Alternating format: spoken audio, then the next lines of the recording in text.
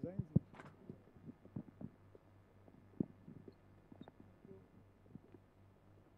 No, it's not. You got it.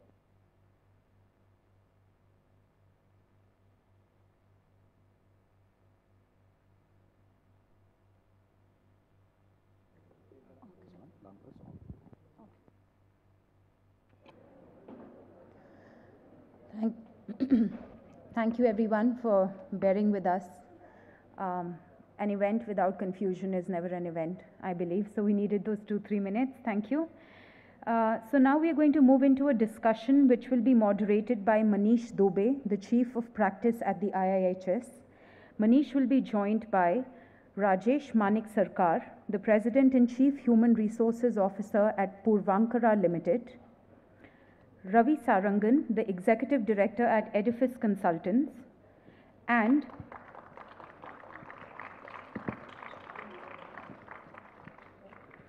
we also have amongst us two pretty ladies, Raksha Shetty and Dikshita Kailasa from the Manipal University. A big round of applause for all of them, please. Over to you, Manish. Thanks. So we've got about half an hour, and I'll just take 2 minutes to speak about why we chose to do this session. We know that net zero buildings need to be made, and they need to be made at scale. We know that governments, financial institutions, regulators, etc., are looking at ways of incentivizing such buildings. We know that buyers will always look for safe, comfortable, healthy places to live in and work from. And we are also seeing industry, partly out of a sense of social and environmental responsibility, partly out of cues that are coming from the regulatory and policy space, explore net zero buildings and the agenda overall. It just seems the right time for people who are exploring a career in this space. It's a meaningful career. It's a sector that's about to take off. But there are questions. There are questions among people who want to start off a career in this space. Questions like, what kind of place will I, are there jobs really available? What kind of place will I end up in? What are the sort of expectations my employers will have?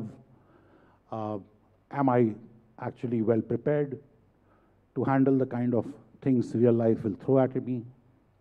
And from the industry side as well, that does industry actually see these jobs materializing at the scale that we think they should happen?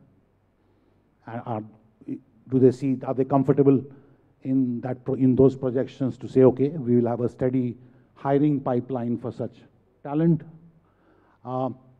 And do they see the workforce that's coming in prepared and equipped to deal with what's going to come? So those are the questions that were there. We've been discussing them for a while, and we thought we should put together a short discussion on all these things. So we've got 2 students and 2 people from industry. And I'll start with you, Raksha, first. You did your engineering, and then you chose a career in sustainable design, a master's course. How did you get interested in this space, and how's the experience been? Yeah, after completing my civil engineering in that field and coming to a different stream again, because I was curious about sustainability in the first place. And being a civil engineer, we mainly focus on materials. Like we have a more interest in terms of materials. And when I heard about sustainability and the awareness about the sustainability and all, I was pretty interested in how we can make that materials, whatever we are using, the basic construction, whatever we are using for, how can we make it sustainable? So in terms of that, I had an interest in sustainability and I was searching for it. And only whatever the MArch we have, Masters in Architecture, only architects can apply. And being a civil engineer, engineering and we have to apply for the sustainability. So they had an option. It was a very good option and so I went for opting it and I made a research regarding that. during the material study and like building science. So I was pretty interested in that case, so I chose to do the Masters in Sustainable Design. And having gone through the course now, Yeah. how do you feel about it and how did it go? Did it pan out the way you thought it would pan out? Yeah, okay. About that, the name talks about sustainable design. So we think that it's majorly about designing or something, but as I'm going through the course, it's about analysis. So after completing almost the course, I think I'm now good at analytical thinking, which we will not have in an engineering field. We talks in terms of numbers and all.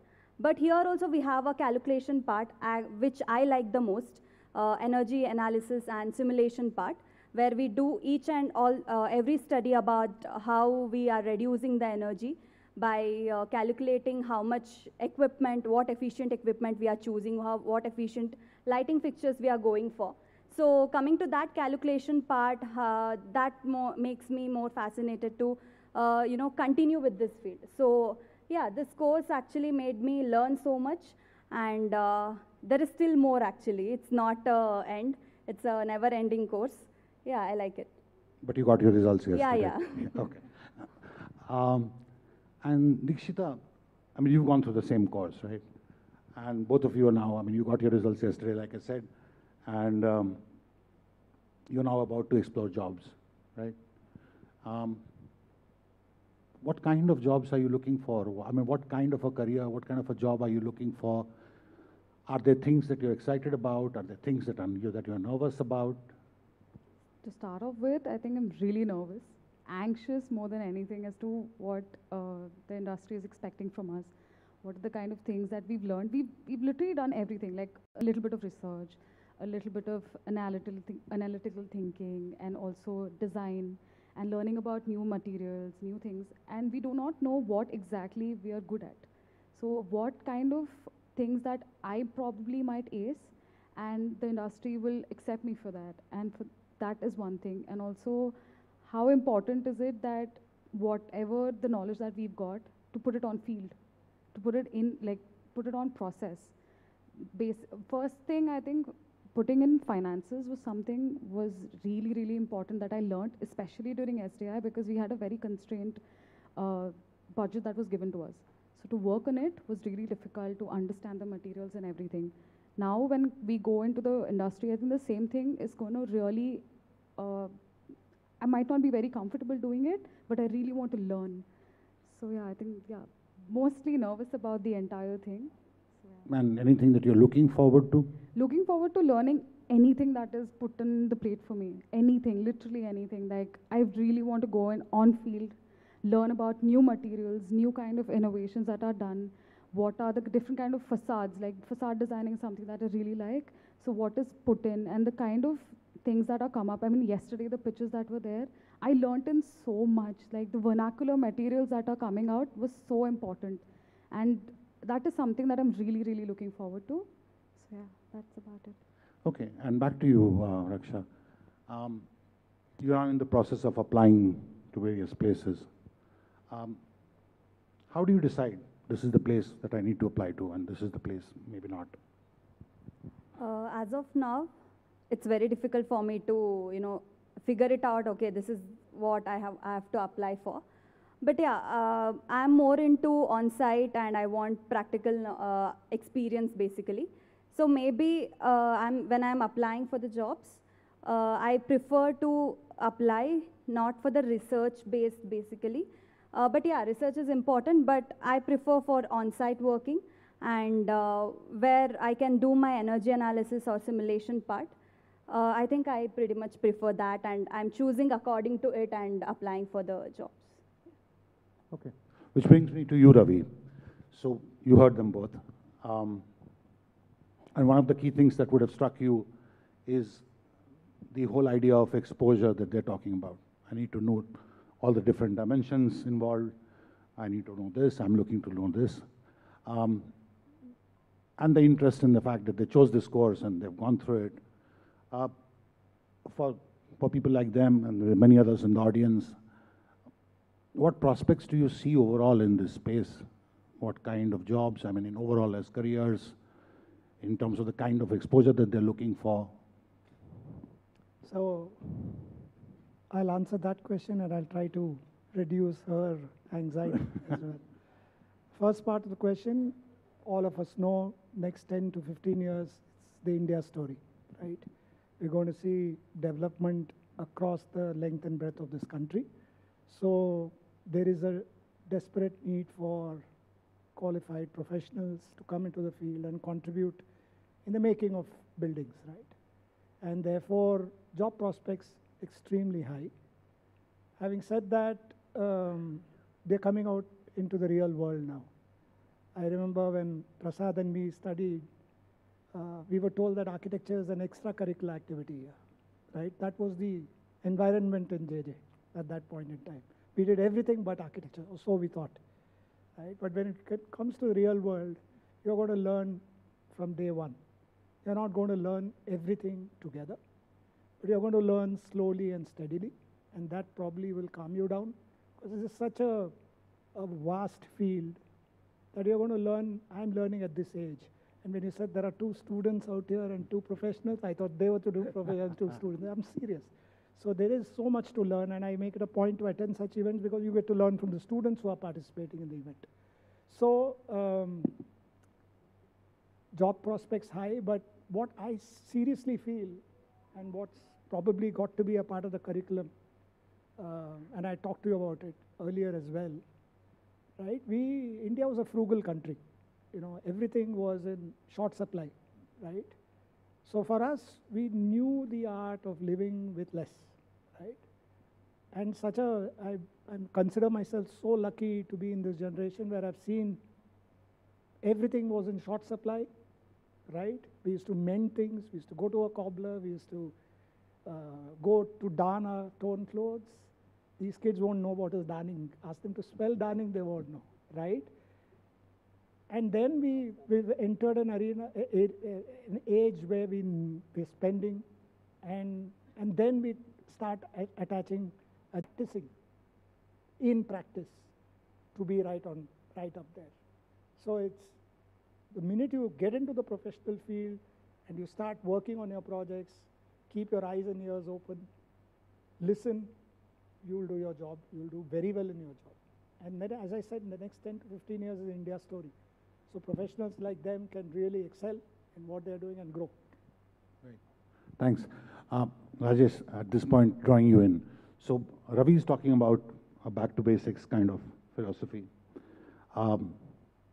You heard this whole quest for learning new things, experimenting with new things, and so on. How does it actually get embedded in the business strategy of a company like yours, or in industry in general? How does that happen? Or how is it happening, rather?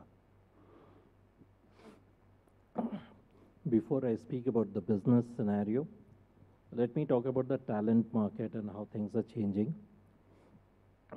You spoke about frugal, and this is the generation of Generation Z. And Generation Z is very much into the marketplace today. And one thing which I sort of want to talk on the frugal part is, in the earlier times, a person would walk 20 minutes to save 20 rupees. Today, a person would spend 20 minutes, would spend 20 rupees to save the 20 minutes. So that's a major shift which has happened, first of all, in terms of the generations. Yeah. So that's a generation shift which has happened.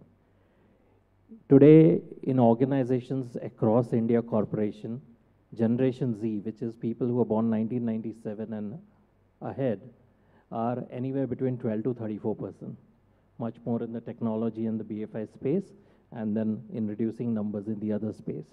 So there is definitely a shift, first of all, in the kind of people that's coming in. And that's also important from the perspective that, are the organizations ready for this generation? Okay. The second is, after the pandemic, a lot has changed. If you look at the Gen Y generation or even predominantly the Gen X generation, if you ask them, what do you do? They'll say, I work for so-and-so company. What do you do? I work for I do this. So generally, for a Gen X or a Gen Y, your work was your identity, all right? Work was life in many ways. And if you were to look before Gen X, baby boomers, they would join a company and retire from that company. Obviously, things change over a period of time. But what I'm trying to say is now things have changed in the talent landscape. Today, work is considered a subset of life. And I'm just laying some of the very important global trends that we are seeing in terms of the talent behavior. And that is very important in terms of how the talent is going to be in the corporate world today. The other point is, which is also important, and I always take it a point to mention, is post-pandemic, there is a high increase in the concept of YOLO. And YOLO means you only live once. So earlier generations lived in a particular fashion. They did things in a particular manner. It's like, you study, you work, then you take a loan, then you take a car or a bike, then you again take a loan, then you take a house, then someday you will become happy. Today, the generation doesn't believe in that.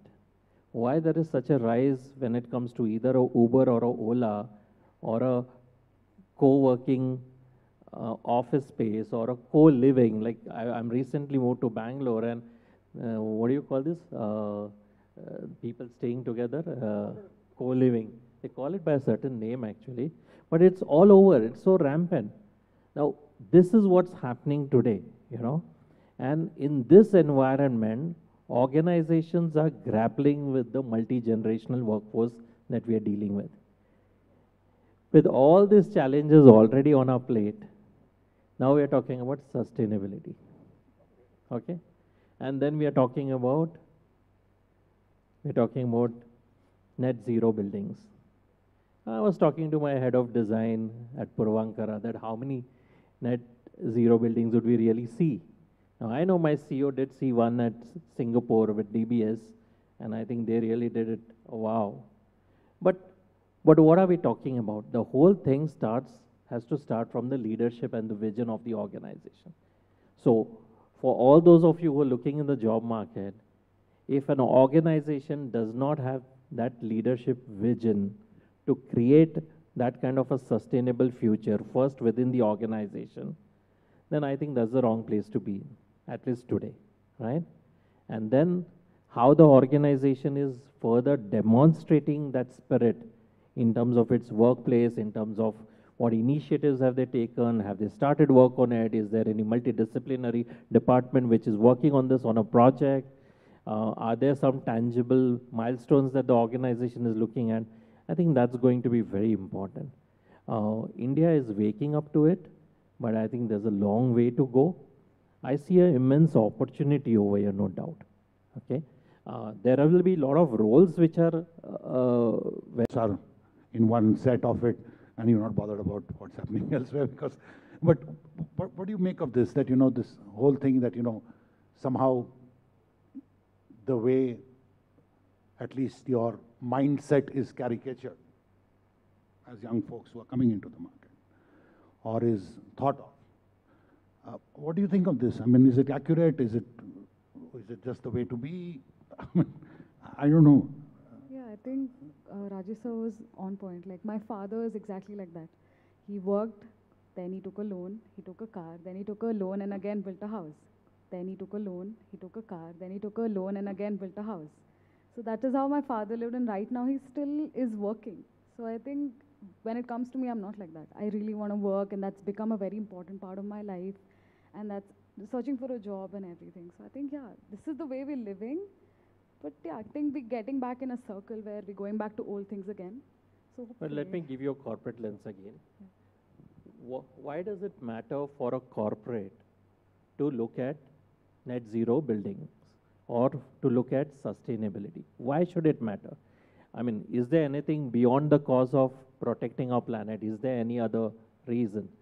One thing is that there are a lot of broader benefits that net zero buildings bring to the table.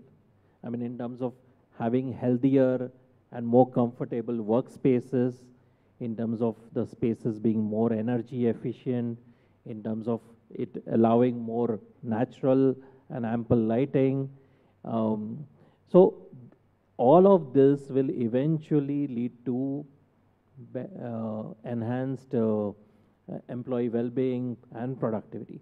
Only thing is, at this point, we are not able to see it. And on the other side, if the sustainability initiative has to really go to the last mile, even within an organization, then you need those sustainability managers to drive that agenda. That's why they come in. Yeah, that's why they're coming. So one of the job which I guess will take a predominant place in the corporate world is the sustainability managers. Somebody who will be like a PMO, a project management office, who will work on the vision of the leadership to create a ESG agenda for the organization, and also engage employees in sustainability initiatives, create a culture where sustainability is at the heart of the organization, work on trainings and programs, and probably come up with sustainability advocates over a period of time. So that's where I think corporates will see moving towards.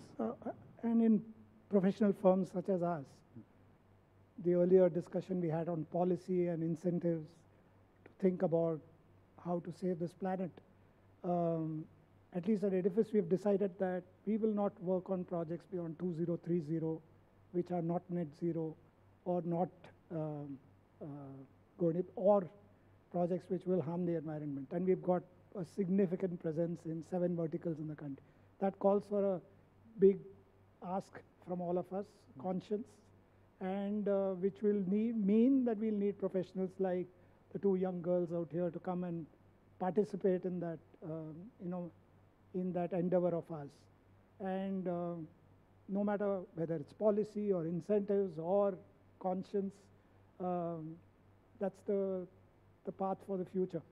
So just to give her an assurance that they're on the right track, I think it has to be a collective effort and it has to come from the heart. No amount of policy or no amount of incentives will ensure this unless and until you take that stand. And therefore you will need partners in this, and not just among consultants, among clients, professionals, all of the stakeholders who participate in this process. And you also mentioning something about public procurement systems changing, which are sort of... Yeah. So prior to that, when they're talking about the job seeking and whether the industry will accept them, whether professionals will accept them, I think a lot of the architects, at least out here, know we are the poorest paid profession, right? So if they're harboring very high hopes of really getting paid well, but the good news is that the architect starts, or the professional, you've done a post-graduation, starts at say an X level, but 10 years you put in that and you're good at your work, you will find that you're on par with the software engineer, and then you need to start on your own. Our profession screams for self-practice. Don't work under someone. So if you think you've handled 5, 6 projects, you should start on your own. You know what Prime Minister Modi said about being entrepreneurs, right? And you need to, what did he say? You sell whatever, vadas or something. Pakoda. Yeah. They need to be doing that. Okay. No, seriously, that's the future. Because that's the way the profession is. And it's not just India-centric. Worldwide, architecture is one of the poorest paid, unless you're running something on your own, or you become a partner or an associate in a firm. Right. So, Raksha, have you thought of selling pakodas? I mean, whatever, during your own practice? Yeah, I think they both are giving us a reality check, like how it's gonna be in the professional world. It's a good advice, like thank you for that. And also talking about Gen Z, everything, I basically come from a background where our parents, working like a monotonous job, like they don't, initially they take a risk, yes, but after that when they have a, particular job and they don't want to take a risk later. But we don't work like that. We are like, okay, we are curious about everything. Okay, we'll jump into that also, this also. So as you said, like slow process. Yeah, my dad always tells that you are in a field where it's an evergreen field. So construction. So it might take a time, and obviously at the end you should start up your own thing. So that is a point which I also, agree to that. So yeah, it's, thank you for all the advice what you're giving. Yeah, anxious part, now we are actually, I think, better now. Yeah. Well, talking about women empowerment, we definitely have the center stage with the two of them. So I think that was a good idea from Ravi to have them seated in the center. This reminds me of a Marathi saying, Mulgi zali, pragati zali. All right? So it means there's a daughter at home and there is a progress in the family. So definitely, I can say that architects may be plenty in the country, and compensation, as you're saying, can always be a tussle, especially when you are on the consulting side and getting negotiated by clients like us.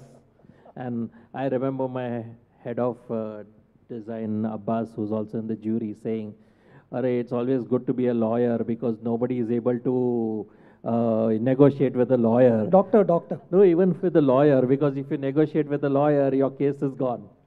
Or your life is gone with the Life doctor. is gone. And if you're dealing with a doctor, again, you can't negotiate. You can't tell a doctor, can you reduce a few hundreds or thousands, So with a doctor, you can't negotiate. So the only one left is the With a architect. lawyer, you can't negotiate. With a CA also, you can't negotiate. But he was saying with architects, everybody tries to negotiate. So Our time will come. Has come. Good one, good one. So, well, the sustainability architects will definitely create a niche.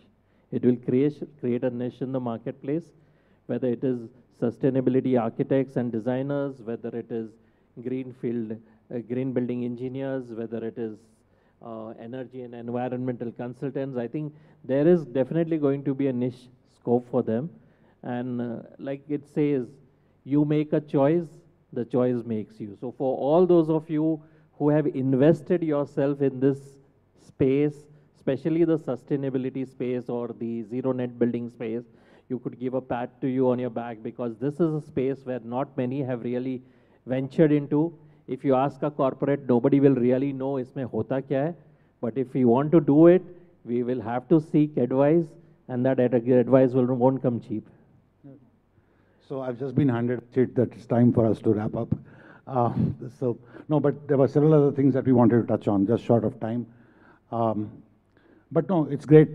I just want to end. So there's an optimistic thing, of course, that, this thing is going to grow, it's going to take off, and there's a lot of space for young people to get in. Just a bit on the sort of generational bits that we talked about. I'm frankly relieved at how it has ended very cordially today, because I read somewhere that, when Darwin sort of came out with his evolutionary theory, his contemporaries and the veteran naturalists really dissed him. And he said that, and it was the young, but he felt that it was the younger folks who would actually take the thing forward, which is what actually happened. And one of the crude jokes in his circle was that scientific advance is only possible if you strangle everybody who is 60 years plus. Thankfully, we'll not come to that stage with net zero buildings. Thanks so much. Thanks so much for being here. Thanks so much for joining us.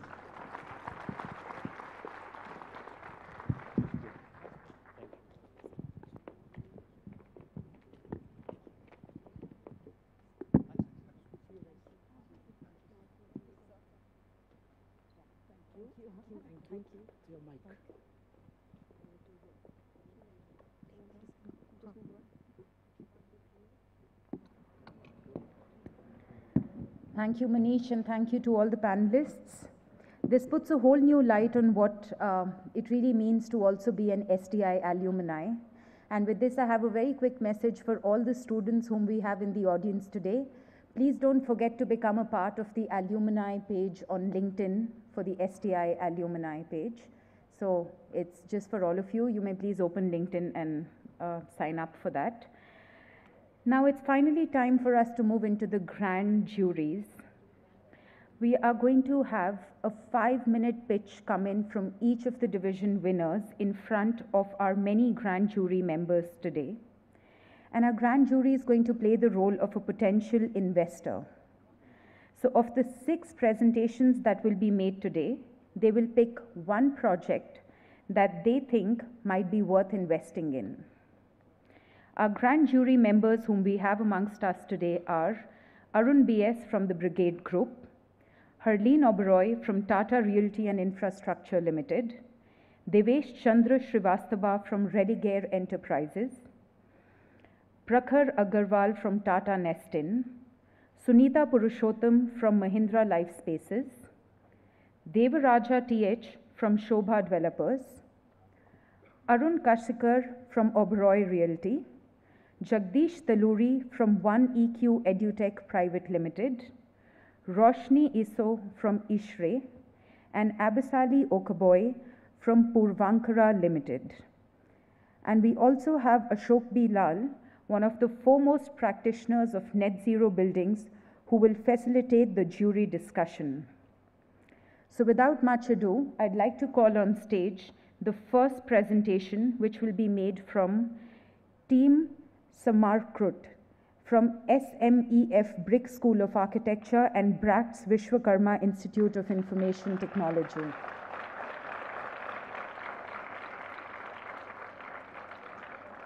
They were the winners of the Community Resilience Shelter Division. So I'm going to hand it over to them now. You need to use this space for your bread.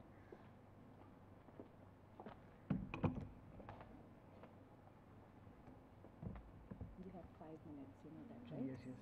And I give you a voice at the end of 4. Oh, ma'am. Yes, that takes you next. Thank you. Where do I point? Yeah. See there? That one. You see the screen there, no? Yes, yes. So you can keep looking at that. You keep doing next, it moves. And that's the same that displays there. Am I audible? Yeah. Yes. Thank you, ma'am. So, ladies and gentlemen, thank you for joining us today.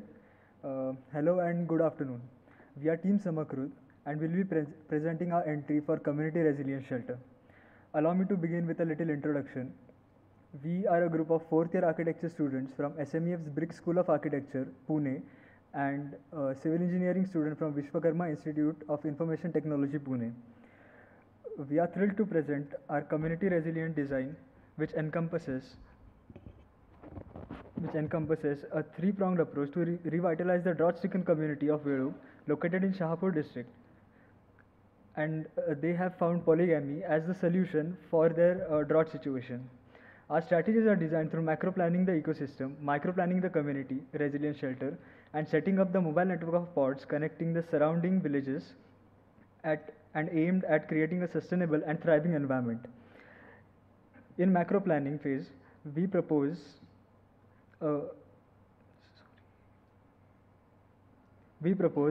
the construction of multiple staples, afforestation in the form of scattered devrais throughout the landscape, which will contribute to the ecological revitalization. Additionally, we plan to build a reservoir to cater to the water needs of the entire village and facilitate farming in the long run. This also helps in restoring soil moisture, facilitating the integration of multi-layered vegetation inspired by devrais, enhancing system productivity, and fostering sustainable and diverse agriculture. To ensure efficient implementation, these ecological inserts will be carried out in different phases as the rejuvenation plan progresses. The initial 6 years will focus on greenhouses, seed banks, step well, and bamboo farming, establishing a solid foundation for the subsequent construction of the community resilience shelter. This is how the landscape will look like within 15 to 20 years. The bamboo harvested during macro planning will play a vital role in construction of community resilience shelter. This shelter will have spaces to accommodate the manufacturing and retail operations of local economic generators. The main structure will extend to connect with administrative space, creating a cohesive design. It will house shops, training areas, and community congregation spaces. Fostering an interactive environment, multiple community spaces will also be created, enhancing the sense of belonging to the shelter. As the regenerating plan progresses and we are able to solve the water problems, women of the village will have more time in their hands to contribute to the economy. These women are skilled in local crafts like bamboo weaving, sieving, and pottery, and we will be encouraging this business by supplementing them with the necessary vocational training, thereby developing a sustainable model for economic generation. By making thus recognizing the neighboring villages which face similar problems, challenges such as drought and social alignment, we have devised an innovative social innovation solution, a network of 8 villages connected through mobile pods.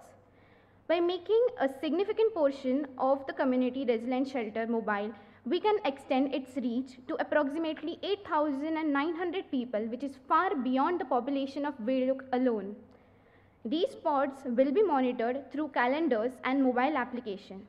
This help on wheels will hold information regarding every single aspect of the regeneration plan from the village business to the live location of all the mobile pods. Affordability is one of the most crucial aspects, and it is important to keep the projects financially accessible. To make this possible, we have reused and repurposed 2 existing RCC structures on the site, and the materials for the construction are procured from the site itself, thereby effectively taking the carbon footprint to 0. The retrofitting of the existing structure, new construction of community resilient shelter, mobile pods, Devrai plantation, step wells, reservoirs will cost around 17.6 million. Funding of the project is planned through corporate social responsibility initiatives and collaborations with government schemes like Pradhan Mantri Kusum Surya Yojana, Unnat Bharat Abhiyan, and also with a variety of NGOs.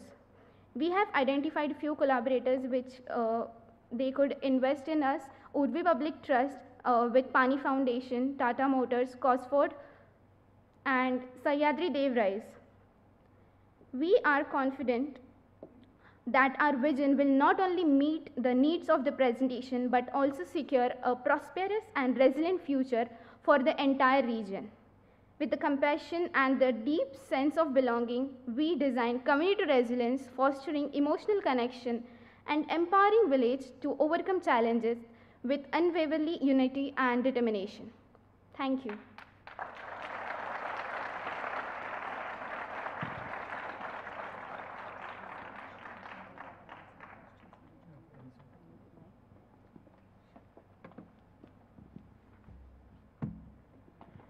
Thank you very much.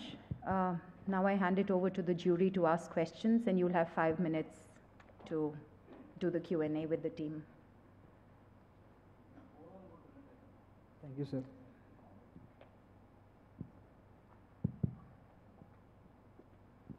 Hello. Yeah. Just one simple question. Since this is a resilient shelter, we have focused around the drought, but have you taken care about other possible disasters like earthquake? Is it designed to be earthquake resistant? So, no, it is not designed, but the area which we are building it in, it doesn't experience any earthquakes. So this is in Maharashtra, right? It's in zone 3. Yes, So zone 3 is an earthquake zone. Yes, it is an earthquake zone, but there are no pre-recorded history for earthquakes in that particular region. So we did not focus on the earthquake resistant design. Okay, just an input. It's fine, not considered, but zone 3 means it's an earthquake zone. Yes, sir. And though the earthquake has not occurred earlier in a recent future, it's not that It might, not, yeah, in the future, yes. Resilient shelter has to be resilient for other disasters also. Yes, sir. So that will keep on functioning even after the disaster. Sure. Hi, this is Devesh here. Wonderful presentation, but I have a query regarding the time span of the entire project and the outcome of it. So I see you have mapped as per the periodic phases. Is it replicable or is it possible to replicate in a faster manner in other areas? Sir, I can't speak about faster manner, but it is definitely possible to be replicated in other areas. So, because we will be replicating this. If this one is successful, then there is obviously hope for replicating it in other villages surrounding it. Yeah, so as a remark, where I see some phases of it in the beginning and then goes to some 10 to 12 odd years, and skill enhancement is also a part of it as per the local intelligence of people and economy generation. So where I see the it can be a challenge, it can be a problem of how you will replicate in terms of exact model. What I mean to ask. Sir, we can't replicate the exact model because as you move from village to village, the communities change and you have to work with the people. So we went in there, we went in the village, we did the site visits, we talked to the people, and we built this model specifically for those people. And this is pertaining to their willingness of adaptability and how hard they can strive to make this possible. Sure. Okay, thank you. Thank you. Thank you.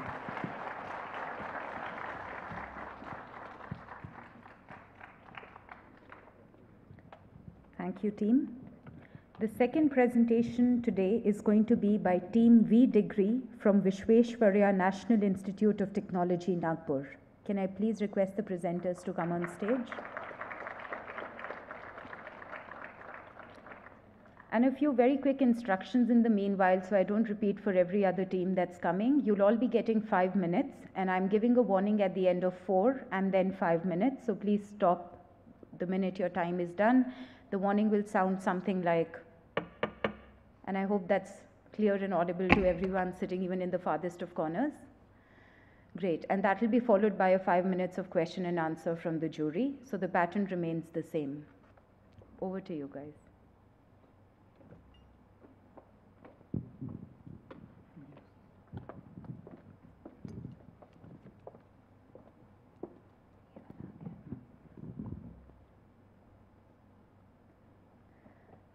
Hello everyone, good evening jurors. We are Team V North and I'm Minza Shahid. My name is Sagar Rajopadhyay. And we are from VNIT Nagpur. We are here to present our project under the office building division. So when we entered this office building division, what we had in mind was something like this. Offices that were all well lit, like the Infosys campus of course. But when we delved deeper, we realized that the government offices in India look something like this. We saw opportunity, and that is when we realized that we have to take up this challenge and make this change happen. So we approached Nagpur Smart City Corporation, because these are the people who had actual power to change future in society. And we asked them, do they have any projects for us? And that is when began our journey to make the Punapur police station with one aim in mind, that to make it India's first net zero police station. Coming to the site context, our site has a proposed EWS housing, a fire station, and existing residential property nearby. The building is designed to cater 24/7 for about 250 floating and 75 permanent occupants. Our design began by doing a climate analysis and thermal mapping and getting as many comfortable hours as possible with passive designing. As for the remaining hours, we actually made a list of all the strategies that we could integrate in our building design, such as cooling, dehumidification, and also coming up with a design for an external shading device. But above all this, our main aim for this project was to break the mold and challenge the notions surrounding traditional government offices in India. But how did we make this change happen?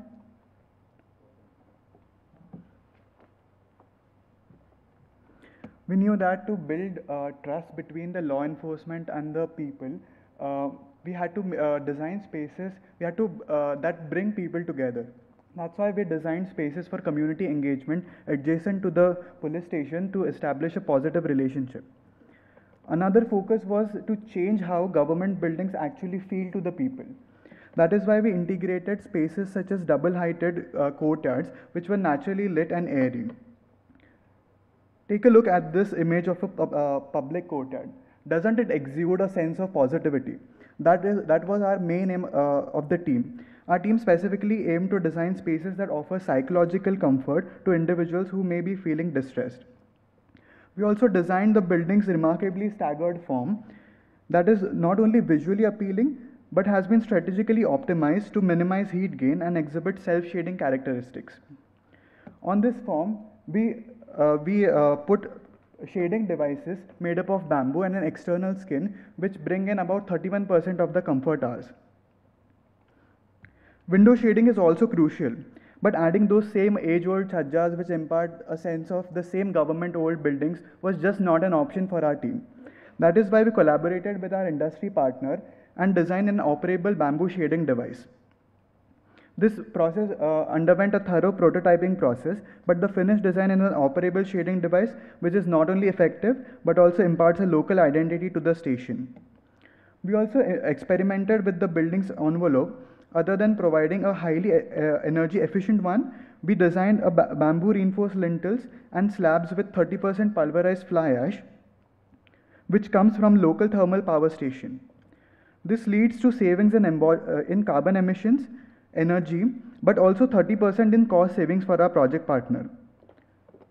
Now to satisfy the reduced demand, we put PV arrays on the rooftop as well as the parking shading structure.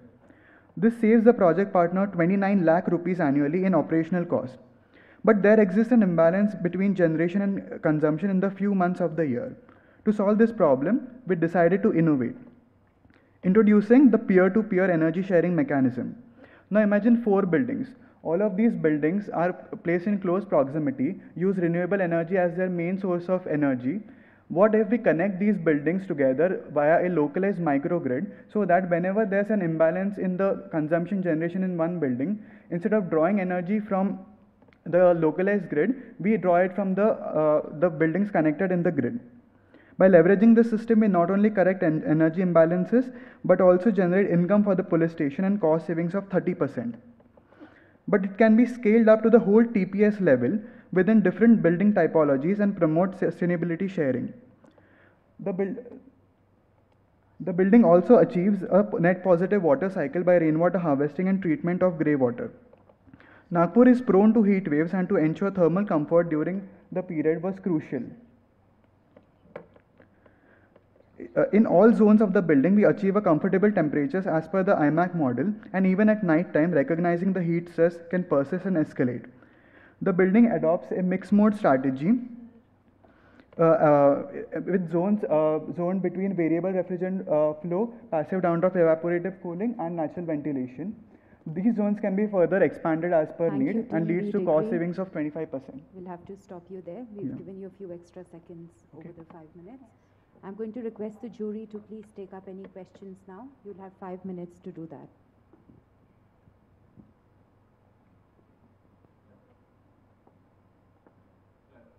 Hello. Yes, indeed, very good efforts have gone into this design presentation. I must compliment you on that. Just bring me up to date on this, that this is a part of an integral smart city development. Yes. So what elements of smart city requirements have been built into in this design? Yes. So our project partner had placed a special emphasis on integrating the sustainability principles that they were focusing on. So one of them was smart governance. So we have integrated building management systems into the structure to take care of the illumination as well as the cooling, so that energy efficiency can be maintained. One another principle was to make public buildings accessible to the public. So that is in architecture design also we have placed a lot of emphasis on that point. On a lighter note, what color are you going to color this building exterior? Because people are wary of khaki all the time. Huh? Yeah, it is yellow, yes. Thank you. Hello, good evening. Good evening. So I have a query that this building is an existing building? No, it's a proposed building. It's a proposed building. Your designs are done well. This community solar. Yes. You have shown other 4 buildings. Yes. So you have taken them into confidence?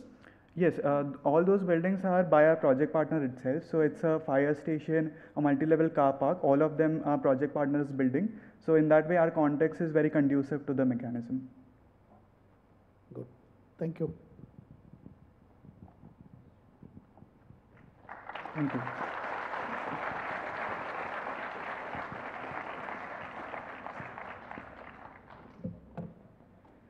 Thank you very much, Team V Degree.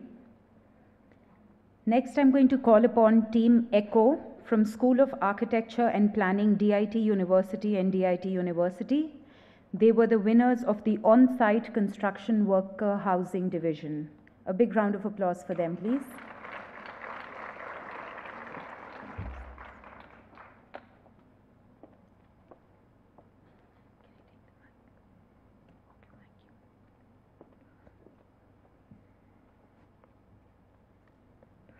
The health of a nation is reflected in the health of its workforce. Desmond Tutu. Good afternoon, one and all. We are Team ECHO, and we are here presenting a model of construction worker housing with the motto Dharna, empowering construction worker community for a better tomorrow. Construction workers are unsung heroes who put tireless efforts for best optimization of quality, time, cost of a project. It is the need of the day for investors to invest in the quality life of these people. Our project is located in Haldwani, Uttarakhand, with Uttarakhand Pejal Nigam as our project partner. A module has been designed with enough living space in the private room Shala and veranda called the Alinda for daily household activities, as this is the space which receives ample daylight and breeze throughout the day. These modules can be used for multiple activities. The dwelling unit can be transformed into a crèche for daycare of children or an infirmary for first aid help. The veranda can be transformed into a convenience shop. The dwelling units are designed in a way that maximum natural light is received inside the room. The orientation of the module and placement of windows ensures cross ventilation across the units. The solar panels are placed in the south, and the inclination of the roof is in accordance with maximum energy generation, depending on the latitude of the location. These trusses can be used to hang clothes, bags, and other necessary items owned by the construction workers.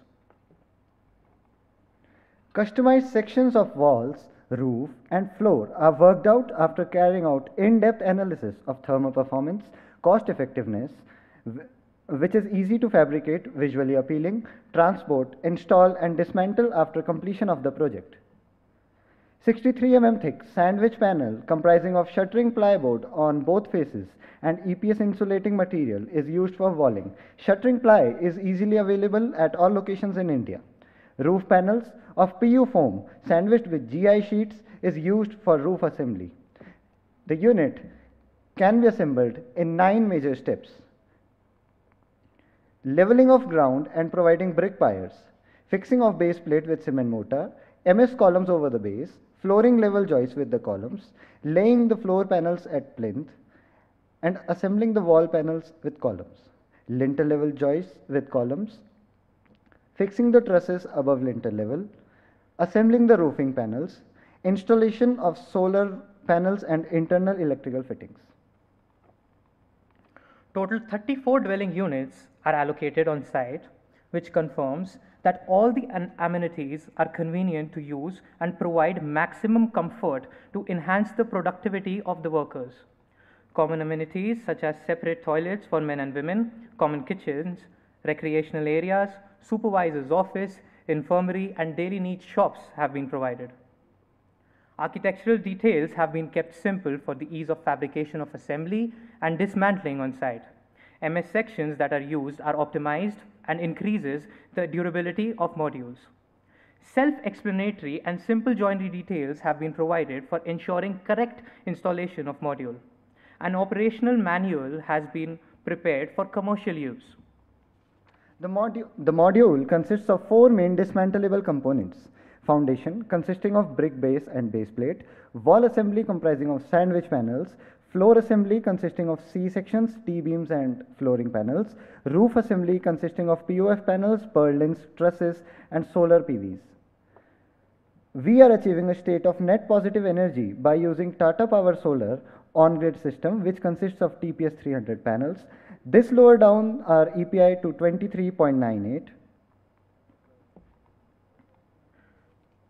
The daily water consumption has been reduced by 30% by using conservation techniques like ETP, and these grey water, by a treatment of ETP, is then used for flushing, rainwater harvesting, underground water recharging pits, installation of STP, and on-site.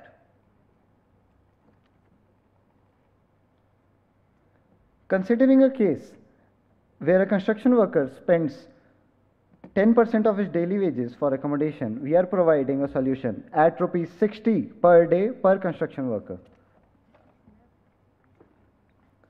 It is intended that construction worker housing for up to 150 workers can be assembled in just 15 days. Team ECHO represents human, social, and environment values, and it respects them. And we have come up with this project to provide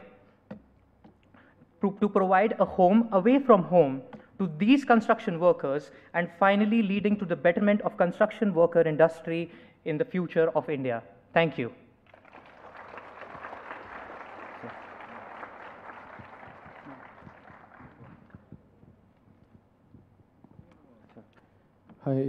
Hi Team ECHO. Good presentation. I have a few questions. One is on the area that you are giving for individual construction worker. So I would like to know what is the area, and then the question is, aren't you being too extravagant on the area front? Next question to that also is, any particular reason that you have not gone G+1 or G+2, giving still the particular area to that person? Because here you are spread across horizontally. Why have you not looked in anything vertically? Sir, when it comes to area, we have around 2100 square meters of area for construction worker housing, and we are giving a room and a veranda to the construction worker. And due to the site being in the hilly areas, we cannot sort of go for G+1, because sir, if we go for G+1, the structure will also get more, like it will get more heavy, and to optimize the sections we have gone for only ground floor. If we have to go plus for more people in the same amount of area, we can get a plot which is leased out of the city area, if it's for the urban areas, and maybe a shuttle can be provided for people to go to and fro. That will cost less to the project partner as compared to going G+1. Okay, and what is the lifespan that you have considered for this building? So we have considered a lifespan of about 8 to 10 years, because for one investment it will go for about 6 cycles, and construction worker housing generally stays for about 12 to 18 months. Okay, so you are saying different people will come in and then stay there, or you are going to dismantle it and move it to different locations? Yes, sir. This will be dismantled and moved to different sites. With a wastage of what percentage? Sir, with a wastage of around 10%. Okay. My question to you is, how many construction workers did you meet and survey before embarking on this project? Ma'am, we went to 3 sites and we met around 20 people who told us about the same, and we have also incorporated that in our movie which we have presented earlier. No, but where did you meet the construction workers? In the particular area where you were proposing this, or elsewhere? Ma'am, one we have met at the site on which we have proposed this. One site we have visited near our college, that is the DIT campus college, and one site we have visited in Dehradun, that was a hotel site. So you feel you have satisfied, I mean, they must have told you that these are our grievances. So Yes, have you think you have addressed all their requirements? Ma'am, we have tried maximum to get to their problems, and this was the most that we could do, and we will ensure that we will like refine onto this. And my second question is, you have said that there is ample ventilation, but what about the inner not apartments, the units which are in the inner part of your layout? How do you ensure that they get sufficient ventilation? It's okay, the ones on the periphery may get. But what about the ones in the middle? Ma'am, there is about 2.1 meters between two modules, and in one module we have 4 windows measuring 0.8 meters by 0.8 meters. By ensuring cross ventilation, we have provided them enough ventilation, and through the sandwich panels they are insulated, so the heat will not transfer inside, because they will live there only in the night time. During the daytime they will reside in the verandas, which is a community space for them, and ma'am, generally they sleep on floors, so I think proper ventilation has been ensured for them. But did you all do any analysis which showed how is the air flowing? Because there are obstruction from the side.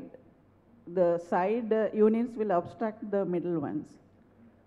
Ma'am, but the air which is flowing, that is not natural. We have provided a wall mount fan near the window, so that if the window is open, the air will be sucked out from outside and will flow out from the other side window. Okay, you have provided some fans. Yes, ma'am. Wall mount fans we have provided. All right. Okay, thank you. Thank you so much, ma'am. Thank you.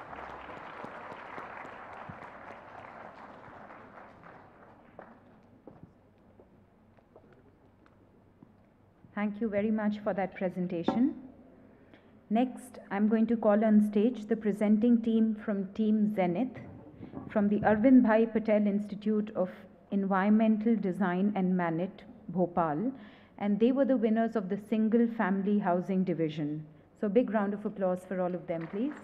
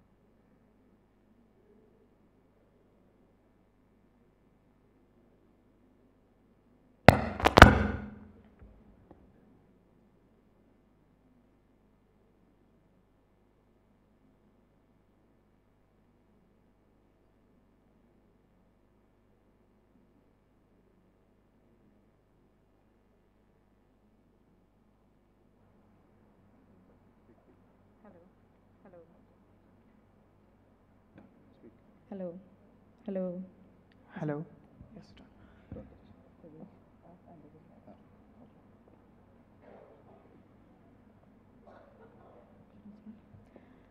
Good afternoon, respected jury members. We are Team Zenith from Single Family Housing Unit. What do you think of a habitat, or what should a habitat be? It should be a place where you completely respite in nature. You value the nature to its full glory. You cherish your life, you value the spaces, and moreover, you value yourself. While our design is a net zero energy building, it also strives to be a net zero stress building. 70% of the built stock in India are still unbuilt, and residential development is most part of it. Every habitat aspires to be resource and energy efficient, spatially efficient, yet being healthy, comfortable, and affordable, also giving value to the health and well-being of the occupants. Our home is a part of a master plan of 22 other homes, which follow just one philosophy that binds to us, to our roots, which is the 5 elements of Panch Mahabhut: fire, air, water, earth, and sky. You might have come across this thought: as is the environment, so we are. So now let's see the idea which explores this by evidence-based design strategies. By addressing the elements air and fire, we have been able to achieve thermal comfort as shown in the strategies. Heat gain has been controlled through micro shading, mutual shading, vegetation, 33 degrees northwest orientation, avoiding the perpendicular radiation, and planter with the earth insulation. Similarly, the element of water has been respected and cherished by 4R system: reduce, reuse, refresh, and recycle, which reduces the consumption by 49% and made us water positive. Thinking of planet, we have used low carbon materials like fly ash, resourced from within 500 km of radius, and techniques like exposed concrete flooring, filler slab, reducing emission by 33% and temperature by 5 degrees. The sensors and BMS system are making home conscious like human body, detecting and solving its own problem like poor standards of indoor air quality, thermal and visual comfort. A field test conducted to measure air quality with and without plants showed us encouraging drop of 750 ppm of CO2. The slightly higher 6% cost of construction can be offsetted in 7 years, and the value of life generation is immeasurable. The element of earth gives us a datum for socio-environmental integration through spill-out spaces and define the threshold between the inside and outside space. The shared spaces is there, which makes the connection between the two homes. For sensory comfort, smell is taken care by aromatic plants, taste by consumable productive landscape, nutrient-rich rainwater consumption through medicinal biofiltration plants, hearing by natural sounds, and touch by natural materials. Ensuring health, vital pre-cooled fresh air could be brought in the airtight space through earth air tunnel and solar chimney combo, which our modern ACs can't do. Humidity will be controlled by lime plaster carbonation and plants, and the metabolic heat by ergonomic design. A space provides a platform for all the four elements to be binded together in a cohesive and a symbiotic relation. The elements of Ayurveda, fire, air, water, earth, and sky, if brought into balance, can resonate within ourselves in a harmonious tone. These elements in the modern world are congruent to thermal comfort, sensory comfort, therapeutic landscape, high air quality, ergonomic design, and etc. This is what the habitat deserves, a market niche worth exploring. And this is for a better tomorrow. We want to address these values to dissipate in the developing communities. Hence, comprehensively, if we see all these systems of health, nature, and technique to combine together into an architectural proposition, which is our project, Sukhdam Phase 2, as the name suggests, an abode of happiness. Thank you.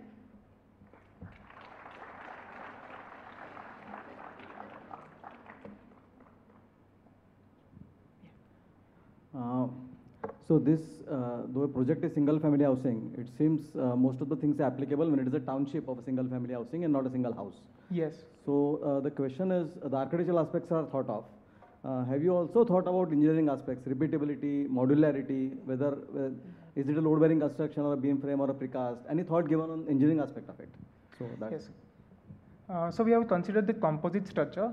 So for staircase and water tank, there will be a frame structure. Another, there will be a rat trap bond, flash bridge, the load-bearing structure.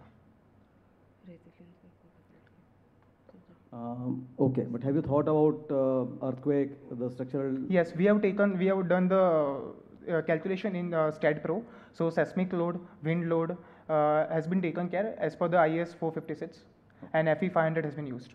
Okay. Yes. Now in this single family housing, okay, solar thing, net zero power also you're supposed to cover. I think in this solar you're not covered, and solar street lighting, whatever is shown in that solar street lighting and all these things, points is not covered in this. And what is your thought on that? So we have covered the solar energy. So we are harnessing solar energy both ways. One is the active way through solar panels. So we have calculated 6 kilowatt plant. So the total yearly generation consumption would be the 12,600 kilowatt hour.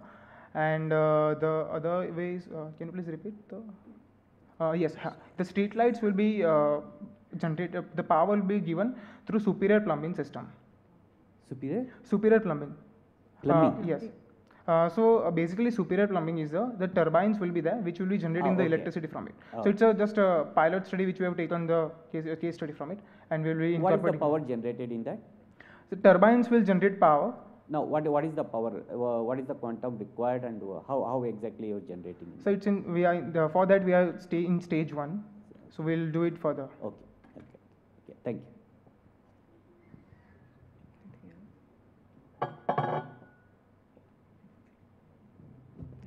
Thank you. Thank you.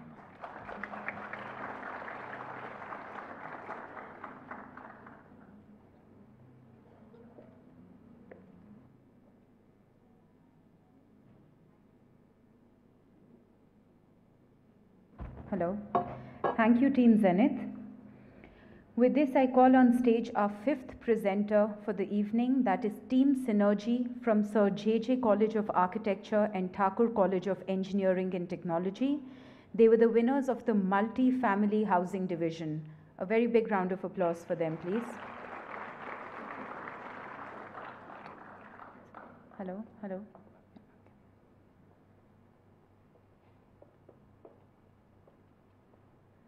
Hello everyone. I'd like to begin by asking a simple question. What is the role of housing? Of course, it is to provide comfort, to provide shelter, to be a place for refreshment and replenishing. But with the growing demands of the public, these roles are constantly expanding. Can the current housing sector keep up with these growing demands? It is projected that by the year 2064, the population of India will peak at 1.7 billion, accounting for 1/8 of the world's population. How will the housing sector keep up with the need of housing for this population? This will obviously call for a need for faster construction techniques and obviously account for sustainability. We have worked in collaboration with our project partners, Mahindra Life Spaces, on this project located in Pimpri Chinchwad in Pune, which is situated in a hot and dry climate in an industrial area, but a site is surrounded by primarily residential neighborhoods. Our solution looks at design intervention at 3 scales. First, at the module level, where we want to question that how can we mass produce lifestyles while mass producing houses. At the building level, with the concept of biophilia, nature is transporting throughout the building. And at the community level, we want to incorporate the concept of urban living room, which acts as a platform for the people of the neighborhood to come together. The possibilities are endless with the modular construction technique, with the floor plates being open and free for the person to design the home of their choice. If a doctor wants to run a consultancy out of his house, if a tutor wants to run tuitions out of his house, or somebody wants to run a community kitchen, all of these are possible with this kind of construction. This also allows for generative designs in the floor plates, where iterations can account for voids and voids created where cross ventilations and green spaces can be used. The site plan looks at the most optimum orientation of the building along with the circulation accounted within it as well. Talking about our net zero goals, the first step was optimizing the energy of the building. It happened in 2 stages where we used active and passive techniques to actually lower the energy consumption of the building, and with the use of a hybrid sun and wind system, we have managed to make a net positive energy system wherein we are giving back to the grid. In terms of embodied carbon, by the use of a carbon negative material called agrocrete and using prefabricated construction, we are reducing the embodied carbon of the building by 15%. We have catered to a near net zero water consumption for the building, wherein we have accounted for reducing the water usage as well as designing alternative sources for water generation. Our approach was a holistic, resilience-based design approach, which means we wanted to address the socio-cultural sustainability of the building when it comes to micro-mobility, security, disaster management, or waste. By the use of the various startups that are coming in India, it is very important to build a cohesive approach with them. So, like we had a keynote speaker today, Ashaya, and with startups like Vayu, we have come up with a vendor ecosystem that diverts 100% waste away from the landfills. In terms of value proposition, what is in for the investors? First and foremost point, we are going for a faster construction, meaning we are cutting down the construction by two major aspects. Construction can happen simultaneously at the factory as well as on the site. We are going for a modular construction, meaning we have more saleable area, which generates more cost for most revenue from the building. We are going for a modular construction, meaning there is a wide possibility of generative design, wherein we can also incorporate artificial intelligence in our design. I think it is very important that rather than denying artificial intelligence, we use it smartly for our benefit. All in all, with our partners like Ambiator, EcoSGP, and Studio, and Agrocrete, along with, with all our industry partners, what we have built is a holistic design that is going to, So we've created a holistic design that caters to all the sustainability factors. So this is what we think the future of housing is. This is what we think should be the approach to a multi-family housing, thinking of parameters which are beyond the scope of future.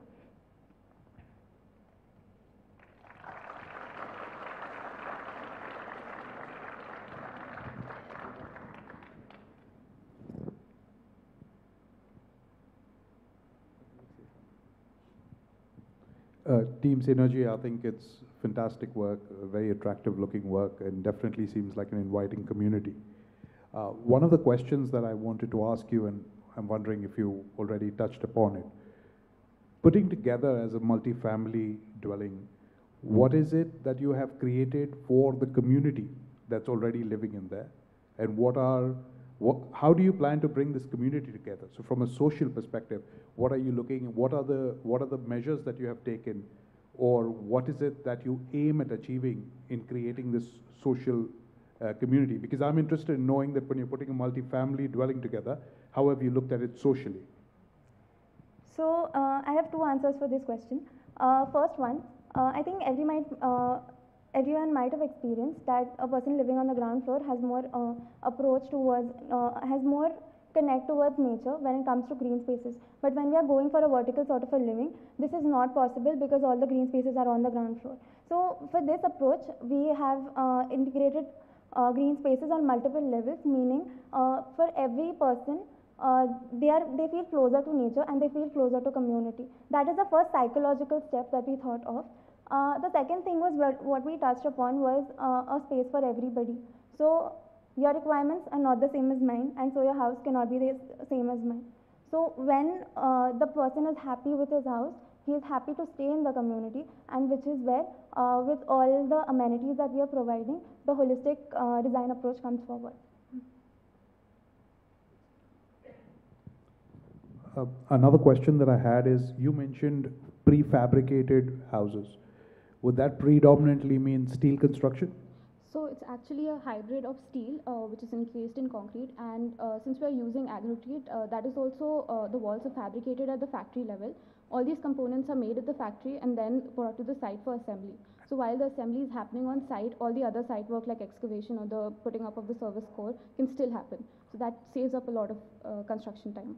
And what is the cost of construction that you have considered? So the cost of the construction comes to around 240 crores. It's 30 crores over budget, but that is mainly accounting for the sustainable systems that we incorporated. But at the operational level, they do have a payback in as less as 3 years. Understand. And I see that you're also using wind for generating energy, and I'm sure you've modeled it. Yeah. Have you taken into account if there are buildings that start to come around in the neighborhood, and if the wind movement had to change, what happens to the yield that will come in from there? So actually for this, we've not just wind, but also for solar, we've accounted for 26% losses, since of course it is also in wind, but also in solar, maybe the solar panels getting damaged, or the sun solar path being variating throughout the year. All of these things are accounted for, even in terms of wind. Understand. Thank you. Thank you for answering those questions. I think it's a magnificent effort. Thank you. Thank you so much. Team Synergy, I have a question. I'm Arun Kumar. I also have the same question. You said that it's a modular construction. Modular, is it the wall or the slab? Is it a prefabricated? What it is, how it is factory made? So the factory can be set up at a certain location. All the raw materials will be brought to the factory. So while the construction is or the excavation process is happening on site, at the factory level, the main components like walls, slabs, etc. can be constructed. So these components are then shipped to site and assembled there. So the main point for prefabricated construction is the faster technology for it. So this the simultaneous process of all these things happening at the site level, at the factory level is what makes this more advantageous. No, factory level, do you mean the slab? Is it the roof slab precast or the walls?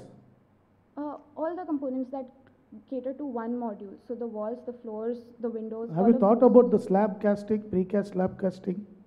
Yeah, You have not course. shown any joint details. So that was part of our report, but we've accounted for this as well. Since in a prefabricated construction, we can't go for a conventional slab system, we've gone for a decking system, which also allows us to incorporate various ducting conduits, etc. within it as well. You also mentioned that your walls can be interchanged. It is likely to be realigned, right? Yeah. So the slab thickness will increase, the design increases, cost goes up. No, again, so it's kind of like a back and forth. Since we are saving on the cost in the time, the construction time, these costs don't go as much. So since we are reducing the cost of the the sizes of the structural elements that go in a conventional RCC system, it accounts for much lesser material usage in this case. So even if the slabs are thicker, the internal walls are not load bearing. So these we account in commercial spaces the kind of slab systems. The same can be implemented at here also, depending on the span. What is the time you considered for this building? So we have used a grid of 3.3 meters. Time. 3.3 by 6 meters. So Overall time for this project? The time for this project. So the initial baseline that we got from the project partners was 5 years. But with the prefabricated construction, the buildings can be erected in as fast as 100 days, as can be seen from some case studies even in Navi Mumbai. So we projected a time of 2 years. This accounts for site excavations, phasing of the design, etc. Thank you. Well done. Thank you so much.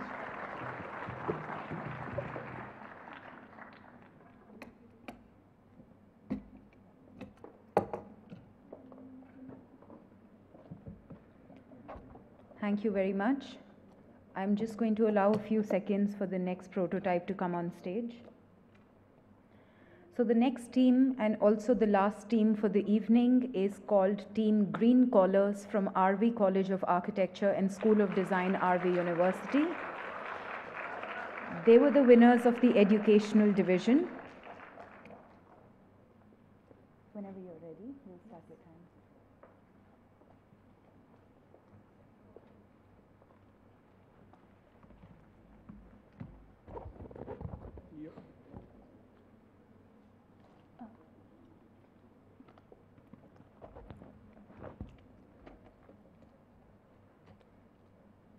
Education is the most powerful tool which you can use to change the world. Nelson Mandela. Good afternoon. We Team Green Collars are a team of 14 students from RV institutions, and we are extremely privileged to be a part of the journey of designing a net zero educational building. Located just off NH37, our school DPS Ekagra has a built-up area of 8,072 square meters and a site area of 43,000 square meters. Situated in the warm and humid suburbs of Nagaon, Assam, our school is proposed to host 1,800 students and 200 teachers and staff. As we all know, most schools today tend to be concrete boxes that focus on more monotonous ways of textbook learning. To counter this, we proposed different ideas. As we all know, children spend almost 8 hours a day in schools, and hence we proposed two ideas for us to enhance the sharing of knowledge. One was to create a comfortable environment for students, and two was to enable sustainable education from a very young age. We have achieved net positive energy in our school by reducing the energy consumption. And the solar panels and impulse turbine on our site generate more energy than is consumed, hence making our building net positive in energy. The water consumption has been reduced, and rainwater harvesting and wastewater recycling has been used to make our building net zero in water. Embodied carbon emissions have been reduced by using carbon sequestering materials like bamboo and xeron bricks that are made out of 70% plastic. 100% comfortable hours have been ensured for all the students by using passive design as well as designing shading devices and optimizing windows, etc. 75% daylit hours have been achieved for 100% of the spaces. Our school is designed as a community resilience shelter, and the building has been designed to be flood, earthquake, and thunderstorm resilient. It also acts as an immediate shelter for floods, with energy, water, and food requirements being provided for 4 days. In designing the school, along with all the modifications and efficient equipment and materials used, we are proud to say that we have achieved a 12% reduction in cost as compared to the base case. In addition, this 12%, the cost of all the efficient and materials and equipment can be recovered within 5 years through the optimization of wind, daylight, and water on site. Some of the additional features and innovations we have provided are shown here. Our site receives an annual rainfall of around 1500 mm, which can be collected and stored, making our site net zero in water. This water possesses energy that can be harvested through our innovation, the impulse turbine. This is a groundbreaking twist on the water vortex and harnesses the power of rainwater to generate 3500 kilowatt hour per year in a compact design that has minimal maintenance. It's made out of glass fiber reinforced plastic, which is antifungal, antibacterial, abrasion and corrosion resistant and easy to manufacture. Areas with steep terrains and high amounts of rainfall are our target markets. The low flow rate of this design makes it viable across various environments. Our site is located in an earthquake 5 zone. This means that we have frequent earthquakes occurring, and there have been cases in which children have been injured and we have experienced casualties in schools. To combat this, our innovation, the safety prism, is a table whose top can be rotated by 240 degrees to make that a resilient structure and a shield towards falling obstacles from, table which can be rotated through 240 degrees and which transforms it into a protective shield against falling objects. It is designed using bamboo and welded steel joinery. It's easily adaptable and constructed using locally sourced materials based on availability. This is especially useful in earthquake-prone areas, but can also be used in other regions as a preventive measure due to its lower cost compared to the regular alternatives.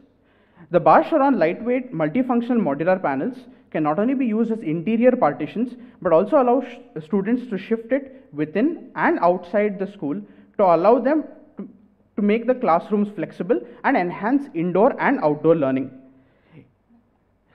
The Vision Wonder, designed as a scalable model, comprises of our in-house BMS system and our UI UX boards that compare user inputs to measure ambient conditions and uses machine learning to maximize comfort for cater to children.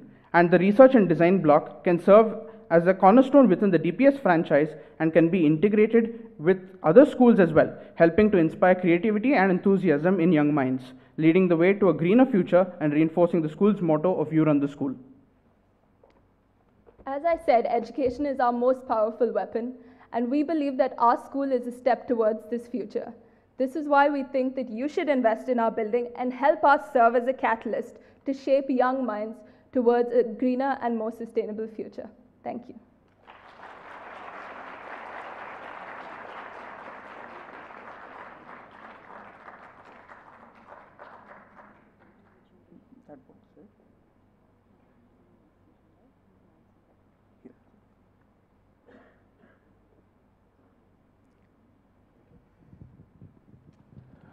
Thank you, Green Collar. I think fantastic work. Just had a few questions for you. From a perspective of running the school and forward thinking, if you like, or future proofing, Have you been introduced to the concept of inclusive learning? As in, do you consider that your school is ready for inclusive learning? What I mean by that is, do you feel that people with differently abled situations, whether they are physically or mentally, are also included within your school curriculum? And I want to understand if your design caters to that, given that it is going to be a significant forward step in education as we go forward. So do you see that you've catered to such situations, and could you give us some examples of how you have?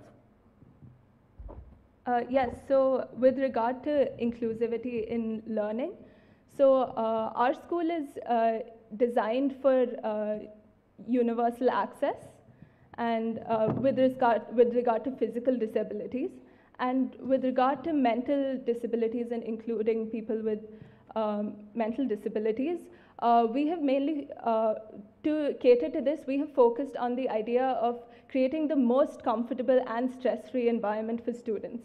So this has been done in many ways. So the first, as you can see here with our landscaping, and so trees and indoor plants, the landscaping as well as indoor plants have been provided to provide mental comfort and mental well-being for the students, and it also creates a better physical environment for them, which reduces stress. And we also have the R&D block, which is a future proposal, but we propose to include things like a VR lab, and our UI UX boards have AI integrated learning where students themselves can input how they feel in a space, and the UI UX boards, which are integrated with the BMS system that has temperature and humidity sensors, will give students a solution on how to make the space more comfortable. So since we are using technology to do this, it can also be adapted for people with different kind of physical or mental disabilities. How are you taking care of the lighting and cross ventilation in the classrooms? They seem to be stacked next to each other. Number 3 is the classrooms, right? The deeper, all the side walls are connected. So where is the daylight coming from? Or the ventilation aspect? There's no laser? No, there's not. Where are the blackboards? One sec. Can you see the laser point? Yeah, we can see. Thank God. So yes, these are the classroom blocks. So this part and this part, right? Okay. So the prevailing wind direction comes from the northeast at 19 degrees east. No, just focus on one classroom. Okay. Show me where the blackboard is and where the windows are. Okay, so the windows come on the prevailing wind side and the blackboards go on the other side. Just focus on one classroom. Yeah, sure. So take this one for example, the corner one.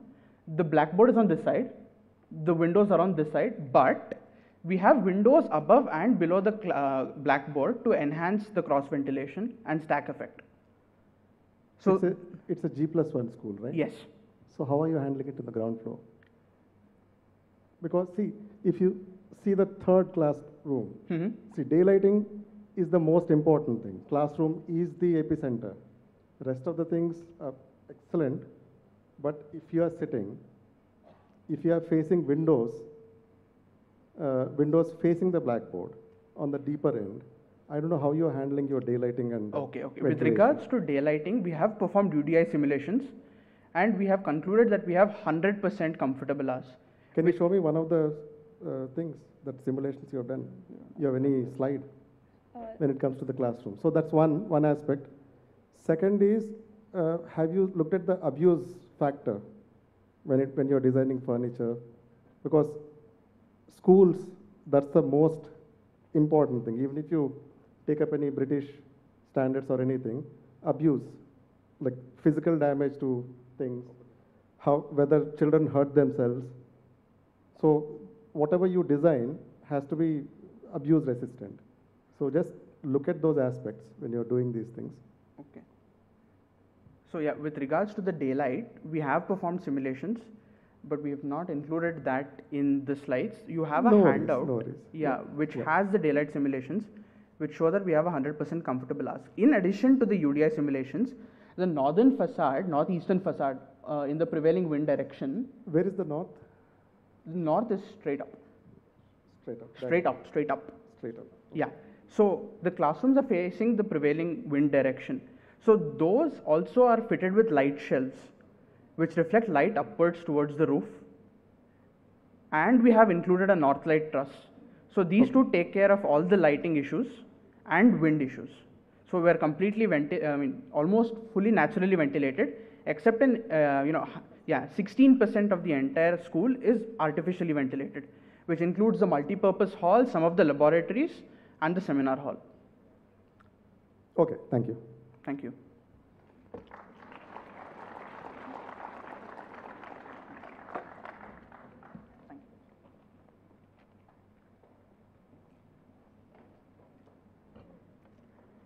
Thank you to all the teams. The last 60 minutes were definitely very informative for all of us here. So with that, I think we've reached the 4:30 mark, and we're going to announce a tea break for the next 30 minutes because we also need to give some time to the grand jury to deliberate and come to a conclusion on who is going to be the grand jury winner. And for all of you who've forgotten, the runners-up are yet to be announced. So I need all of you in this hall by 5 o'clock sharp because we start at 5. And please do not get any of your refreshments back into the hall. So I'll ask all of you to start moving quickly, have your refreshments, and be back as soon as possible. Thank you.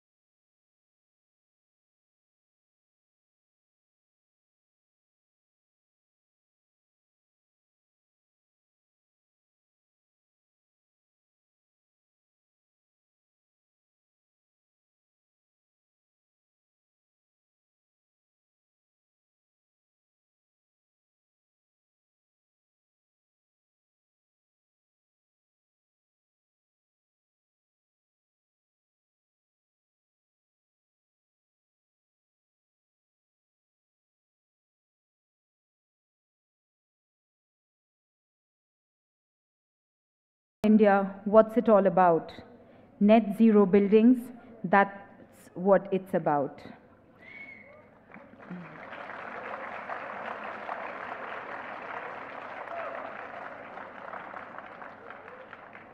Well, that's right. We're all here to celebrate the success of what these students, faculty members, and their industry mentors have been able to achieve over the last 9 months. The Solar Decathlon India Awards are finally here. We've seen all of the winning teams tackle some real-world problems with some nice, innovative, and scalable solutions. So without much ado, I'm going to get into the Division Awards segment first. And to start with that segment, can I please request all the 18 division jury members to come on stage and start taking a seat each. A big round of applause for all the jury members, please.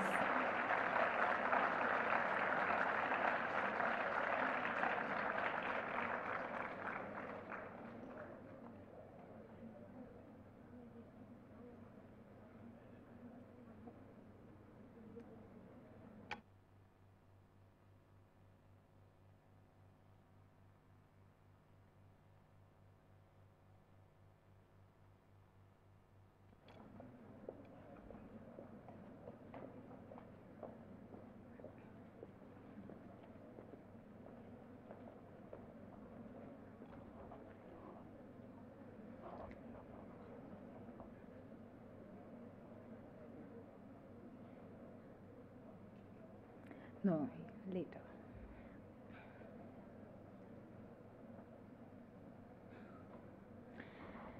Thank you, jury members. I think we have quite a few of them who are missing right now, but as they come, we'll keep requesting them to come on stage.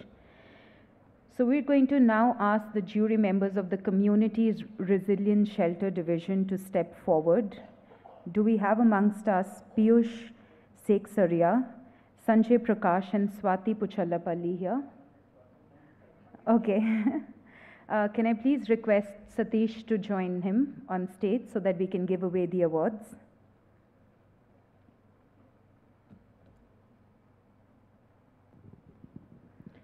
So I'm going to request Dr. Satish to make the announcement, and Sanjay can please give out the awards to the winners.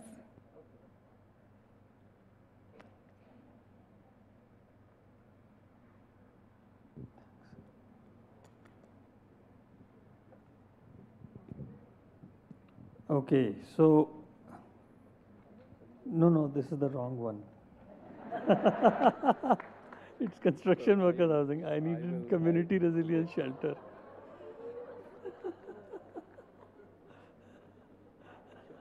They are saying that I'll make the announcement, you give the award. I promise that was intentional. That was to bring in some humor. We are not going to let you go without laughing. That's for sure.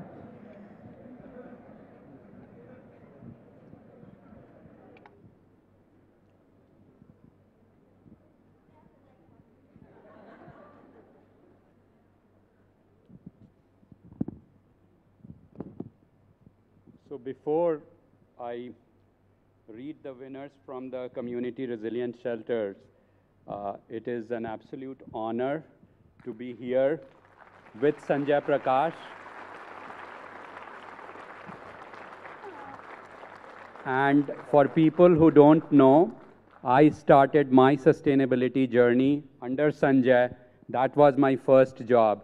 So I was getting goosebumps, I think, when the job discussion was going on, and I think people were expressing apprehensions and anxiety. So here you go. I think you have two Guru and Chela, I think, on the stage and trying to do the honors. So for community resilience shelters are going to be important in our urban and rural areas to protect vulnerable communities as we face the impacts of climate change. The runner-up team from the Community Resilience Shelter Division was very well presented, well researched and analyzed. The project has great potential for becoming a viable prototype with some further design development. The runner-up team is Team Tattva. from Manipal School of Architecture and Planning and Manipal Institute of Technology.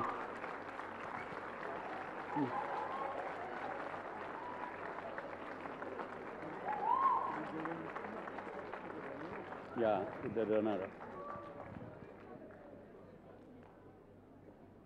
I was prohibited from exposing the. Yes,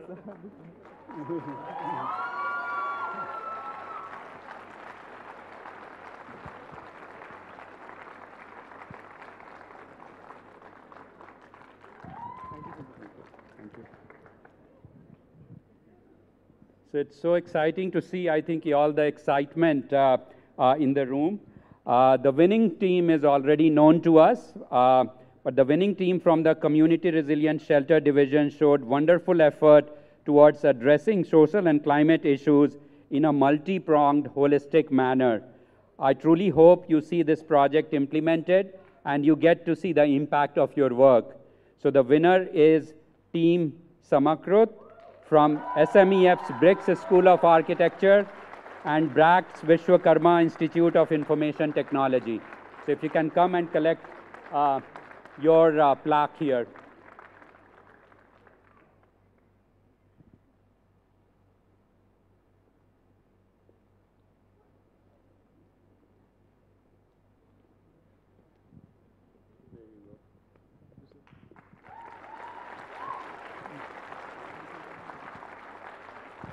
Congratulations. Yeah.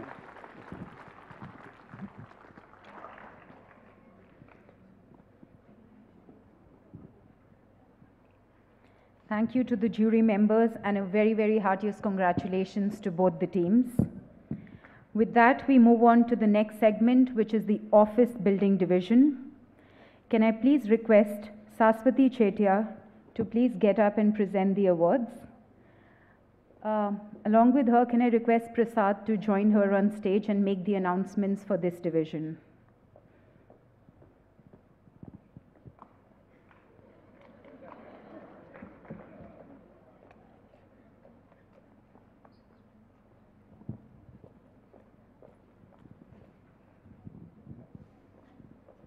So Shashwati, you're supposed to be my guru and I'm supposed to be your chela here, okay? Office buildings are large consumers of energy and are going to be important for climate change mitigation. The runner-up team of the office building division did a good job on reimagining a conventional office space as a green space. They also gave a confident presentation. The runner-up team is Team Eco Tribe from Dr. Bhanuben Navanavati College of Architecture and Navasayadri Education Society's Group of Institutions Engineering.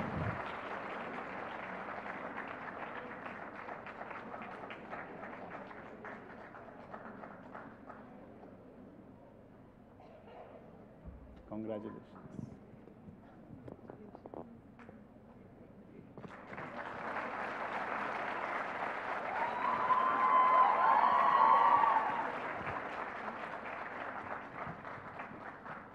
Okay, the winning team from the office building division did excellent work, touched upon all aspects of building design, and rounded up with a great presentation. The winner is Team V0 from Vishwesvaraya National Institute of Technology, Nagpur.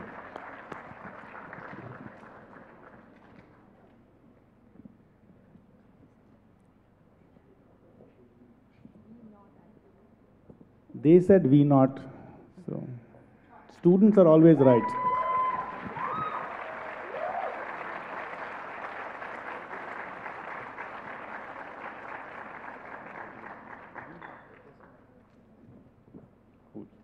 Thank you, Saswati. Prasad, I'm going to have to request you to stay back because we have only one jury member for the next division also on stage. I have many gurus. Yeah, so you keep it with you. With that, we move on to the next category, which is the... You want to do this? The honors?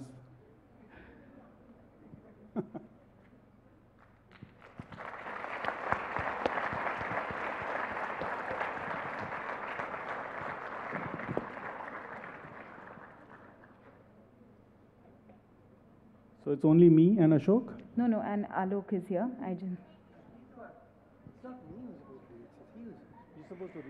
Well, with that, we move on to the next category, which is the on-site construction worker housing division. So the first one.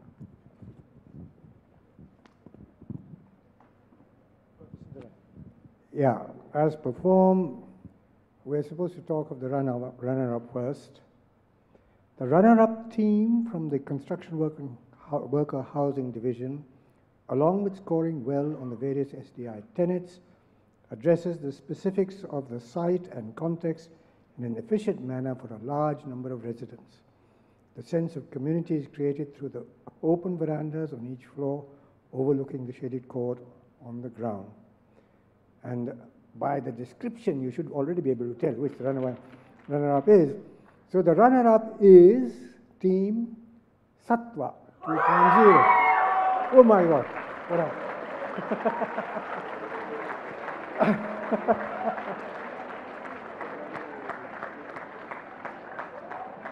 This is sending shock waves across.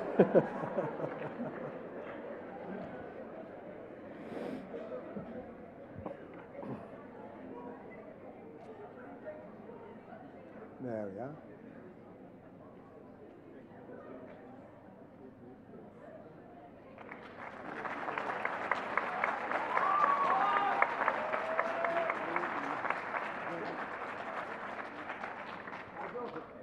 Can I call my team, please?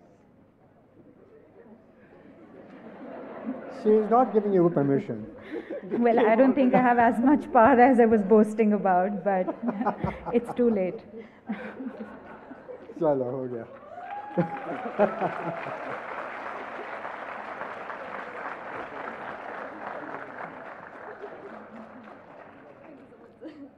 But well, great team. It shows so much team spirit. The rest were okay coming and taking it on their own. Yeah, exactly. So Now, of course, we know the winning team, but the winning team from the construction worker housing division introduced a prototypical unit that holds promise of fulfilling the various SDI tenets along with providing a dignified life, a home away from home, the potential of forming a community along with personalizing possibilities.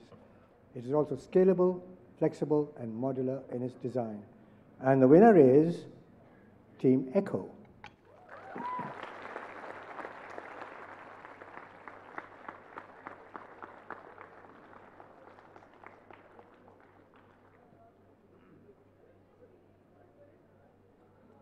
इधर आओ.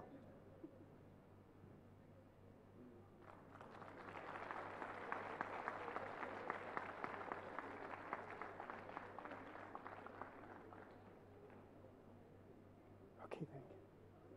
I'll return this. thank you very much.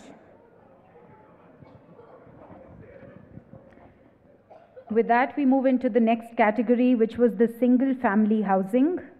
Can I please request Deepa Parekh, Jiten Prajapati, and LR Manjunatha to step up and announce the winners for us. A big round of applause for them, please, everyone.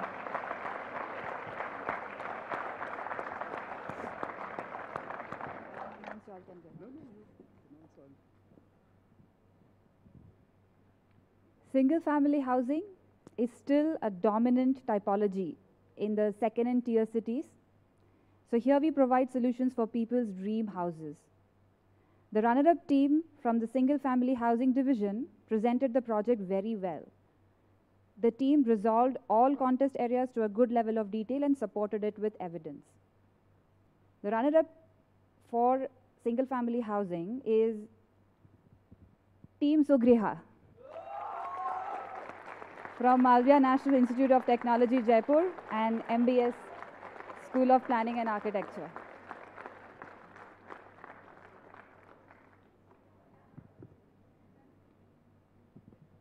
Congratulations.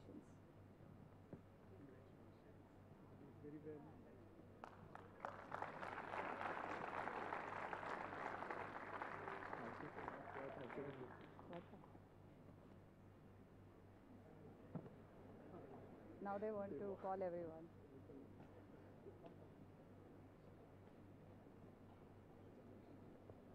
Good job.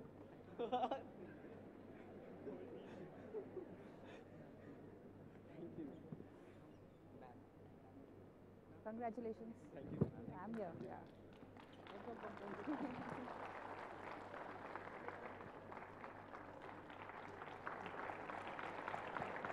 Thank you so much. Congratulations. Congratulations.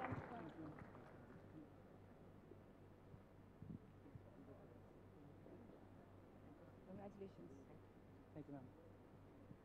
The winning team from Single Family Housing Division presented a well-rounded design solution, particularly with respect to material exploration and health and well-being. The team is Team Zenith, the winner of Single Family Housing, from Arvind Bhai Patel Institute of Environmental Design and Maulana Azad National Institute of Technology, Bhopal.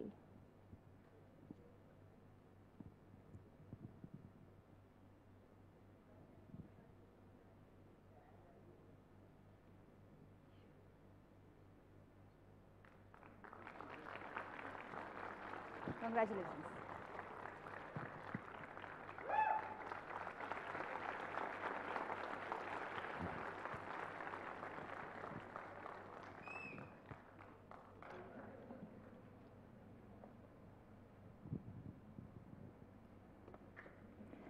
Thank you to the jury and a very big congratulations to both the winning teams.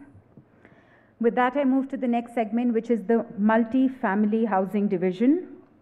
And can I please call on stage Nilesh Sonawane? And along with that, can I request Dr. Chaitali to please join him in giving away the awards?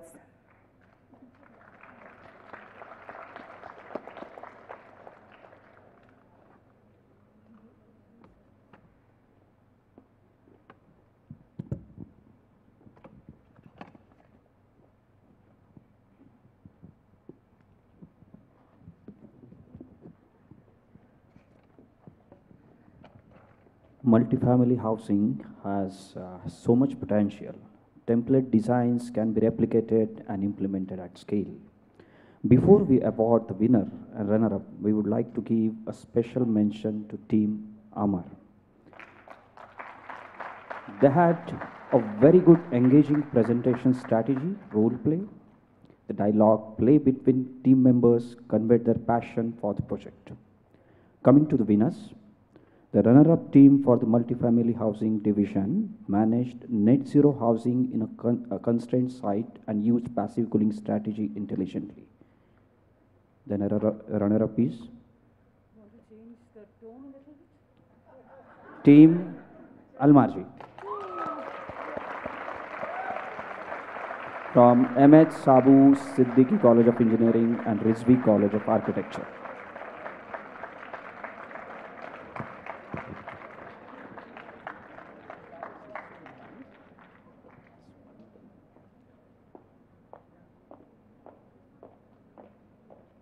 Congratulations.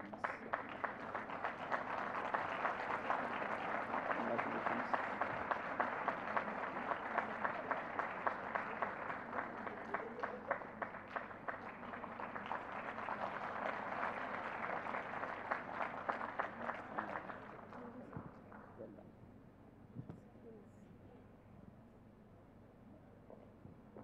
Winning team for the multifamily housing division had a balanced approach. They managed to integrate architecture and sustainability seamlessly. The winner is Team Synergy from JJ College of Architecture and Thakur College of Engineering and Technology.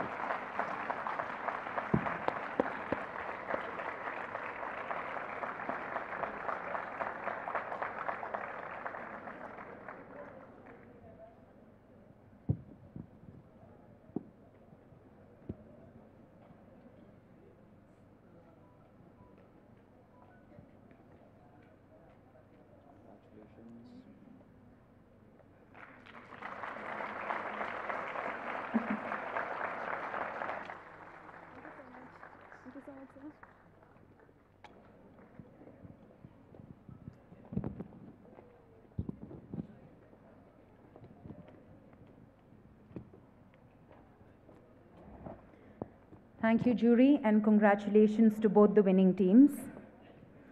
With that, we reach the last segment, and that's basically the last division, which is the Educational Building Division. Can I please request Monish Siripurapu and Harsh Thapar to get up and present the awards for this category? A big round of applause for the jury, please.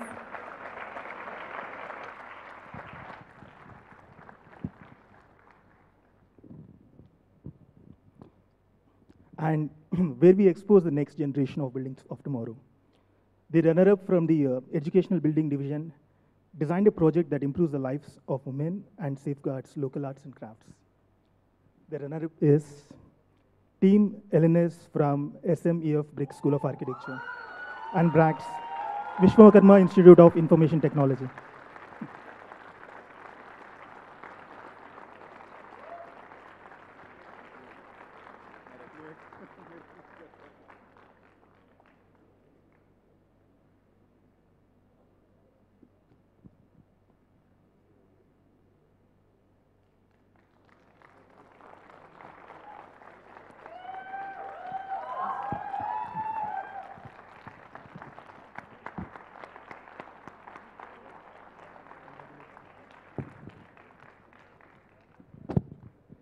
The winning team from the Educational Building Division showed a balance of technical skills with architecture ideas. It's a highly spirited, innovation-centric, community beneficial proposal. The winner is Team Green Collars from RV College and School of Design, RV University.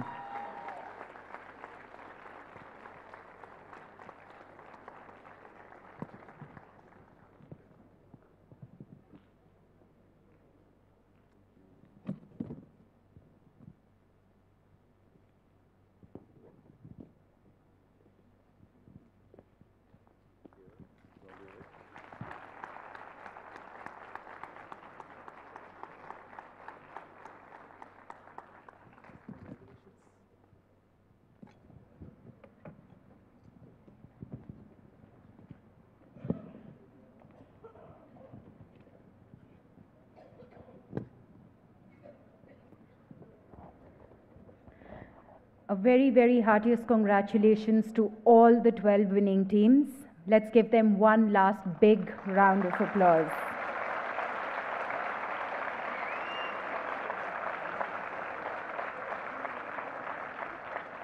Thank you. I also thank the jury members for joining us on stage. May I please request you to go and take your seats now?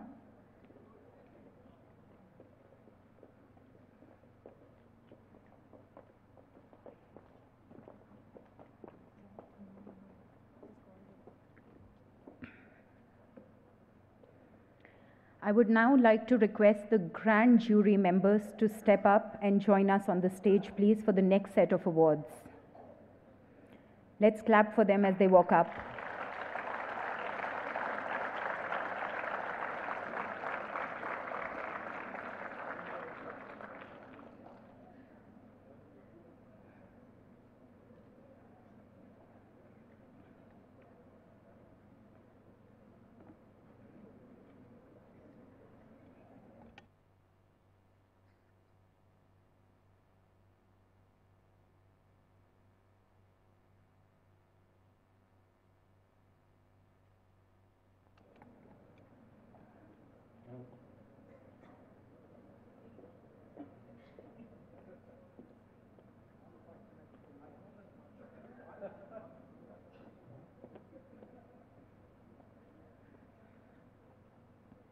Thank you, everyone. With that, we move on to the next category, which is the Best Movie Award. And I'd like to request Arun Kashikar and Devaraja TH to please step forward and present the Best Movie Award for today.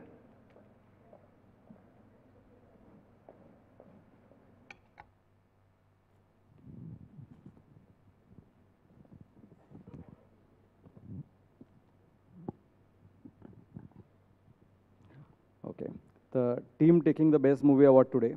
Okay, so what they did well, presented a well-packaged, sharp film that captured innovative elements with very practical, comprehensive, and positive solutions. And the winner is, hope I spell it well, Team Poisis, PS College of Engineering.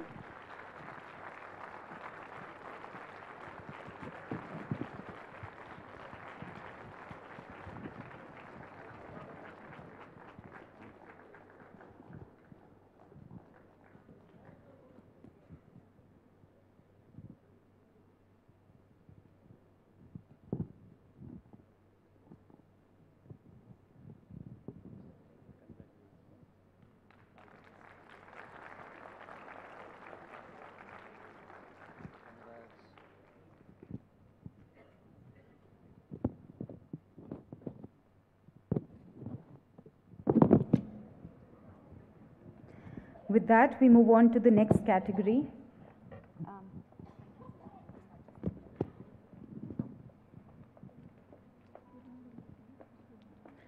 The next category is the People's Choice Movie Award. And for this, I'm going to request Devesh Chandra Srivastava, who will make the announcement, and Jagdish Taluri and Roshni Iso to please present the trophy for the segment.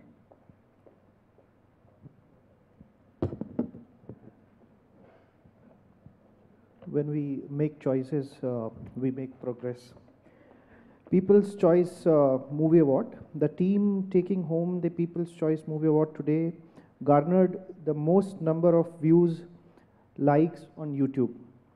And the winner is Team Synergon, if I'm reading from Jindal School of Art and Architecture and Jamia Millia Islamia.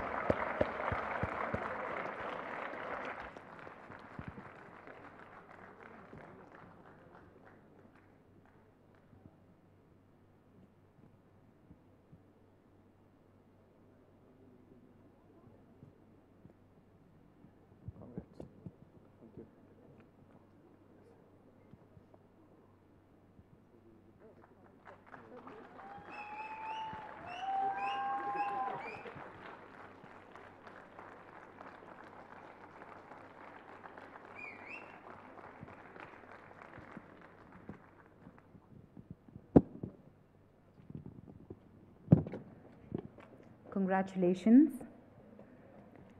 Before we get to the grand prize, we want to take some time to acknowledge the people who were behind the 36 finalists.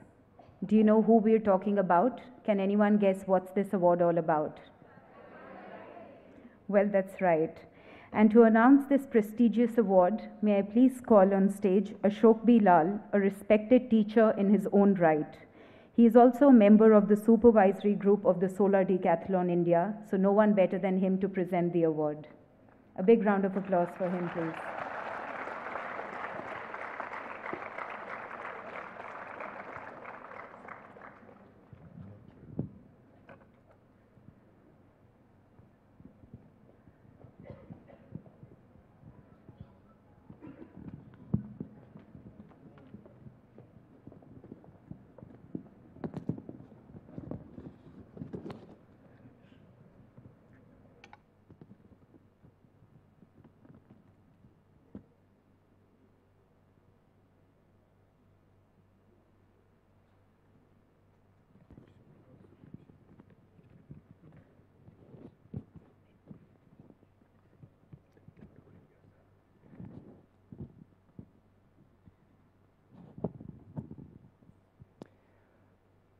I just want to report very briefly on the process that was followed. The team, SDI team, had prepared a series of questions that was sent to the faculty member, and another series of questions that was sent to the students the faculty member was guiding. And they both gave their feedback back, and then they were looked at objectively, and some sort of evaluation was carried out. It's very comprehensive, and I think it helped the students as much as the faculty members to really understand their roles and their capacities in this teamwork. And so it's about the Outstanding Faculty Award. Great faculty mentors show organization skills to form strong, multidisciplinary teams. They bring out a diversity of perspectives from the team members. They themselves are eager learners, very important, and bring in additional resources to the teams. They encourage and motivate the students to solve problems instead of spoon-feeding solutions. They have great listening skills and provide constructive feedback. They contribute to the learning and growth of each team member, and they find time for the students despite all their other workload. This year's outstanding faculty member did this, had these qualities. Well, we can say something. I just want to say, quote one sentence from what this faculty member was rewarded with from his students. Let me just read that out.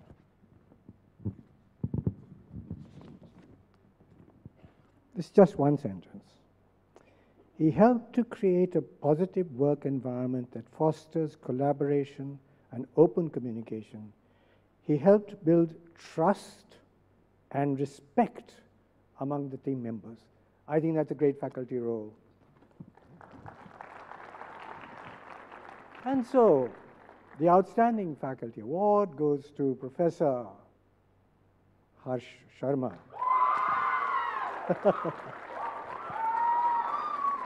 From Arvind Bhai Patel Institute of Environmental Design, Nagpur, who mentored Team Zenith.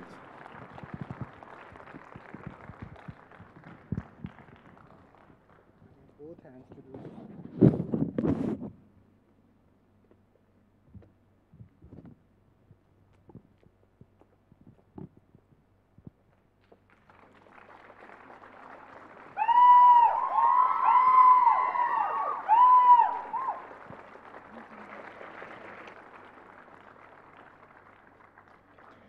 Professor Harsh, can I request you to please say a few words before you leave?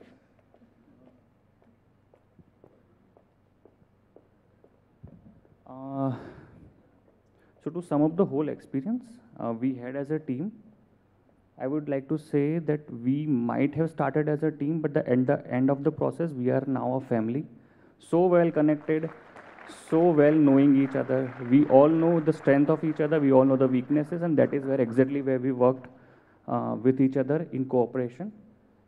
And the amount of dedication this whole thing requires. Just one small incident that might give you a whole glimpse of this idea. Might take 1 minute just.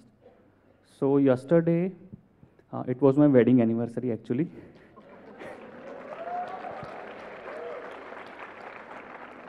So 25th, like it's 12 midnight, so 25th, and then become 26th. My wife called me.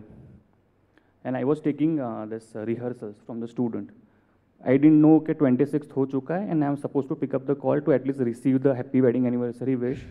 मैंने hang up कर दिया. I'll call you later. Then she messaged, stupid, it's for wishing you happy wedding anniversary. And that is the amount of dedication we all showed throughout this whole 9 months of the journey. Thank you so much.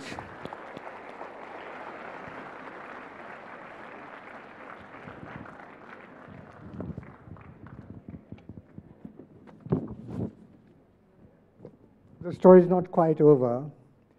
It was actually quite a close contest because there are many faculty members who did a wonderful job. So we decided that we have to make a very special mention of Amlan Kaushik. Is he here?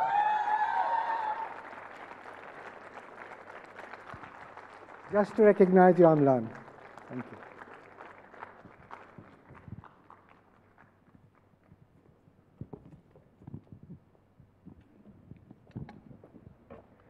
A very congratulations to both the faculty members. And finally, with that, guys, we get to the grand prize and to hear who the grand winner for the Solar Decathlon India 2023 is. And to give away that award, I'm going to call on stage Harleen Oberoi to make the announcement, and Prakhar Agarwal and Abasali Okaboy to present the trophy. A big round of applause for all of them, please.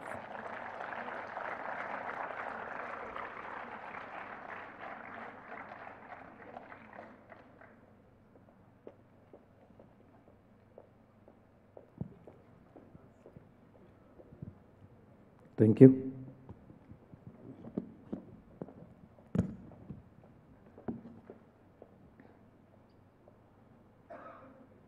Any guesses? Okay, I'll demystify to you. But before we get to the grand winner, we would like to give a special mention to Team Samakrat for their presentation.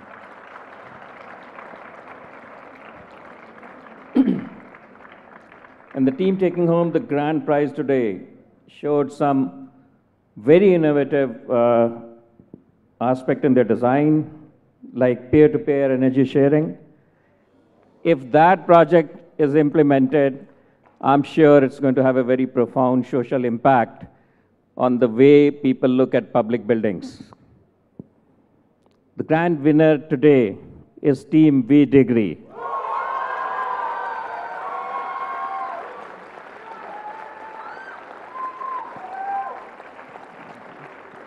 The team from VNIT Nagpur, congratulations.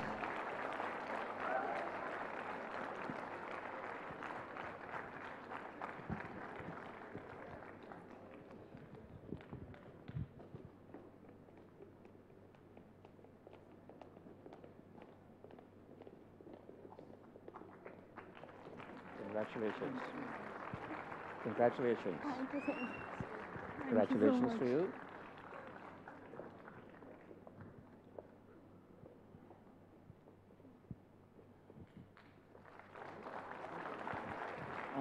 Yeah, okay.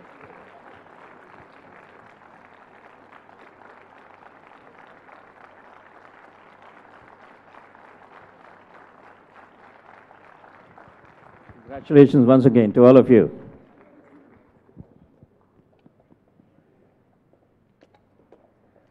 Congratulations, team. Will you guys like to say a few words? Any of you, but I mean, we definitely have a time constraint, so not all of you.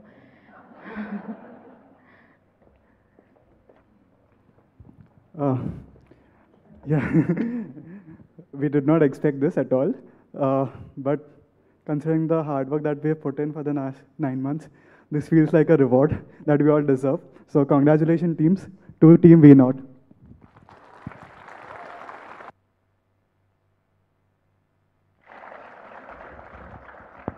Congratulations once again. You guys are truly leaders of tomorrow, and keep the celebrations going, but once you leave Infosys.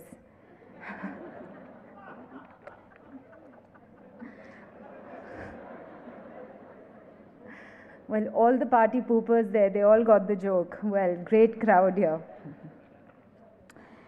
And with that, we've almost come to the end of the day 2. And with this, I'm going to invite Prasad over to the stage to say a few words and end the day 2 of Solar Decathlon India for all of you.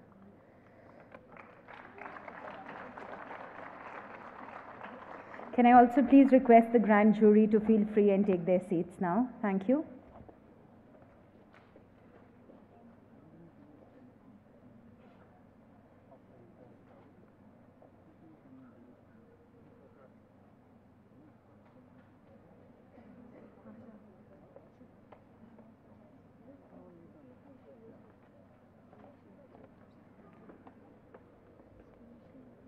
Okay.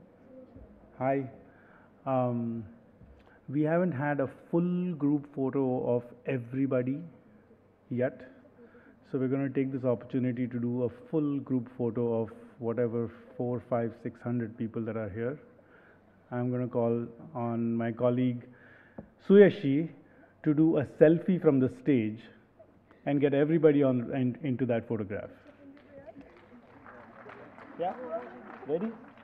Okay, let's do it. Cool. So join, no?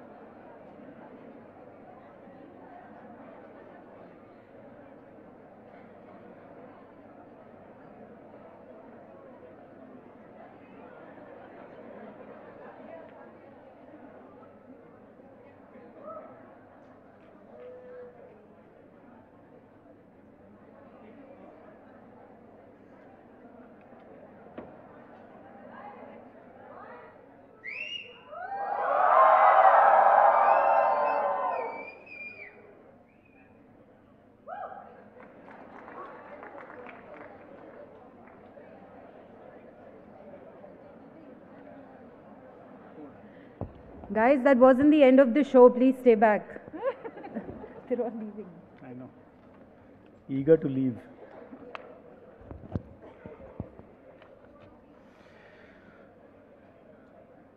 Thank you, Afsha, for catching everybody before they leave. I want to convey a very, very heartfelt gratitude to an entire legion of people and organizations who have been able to collaborate and they're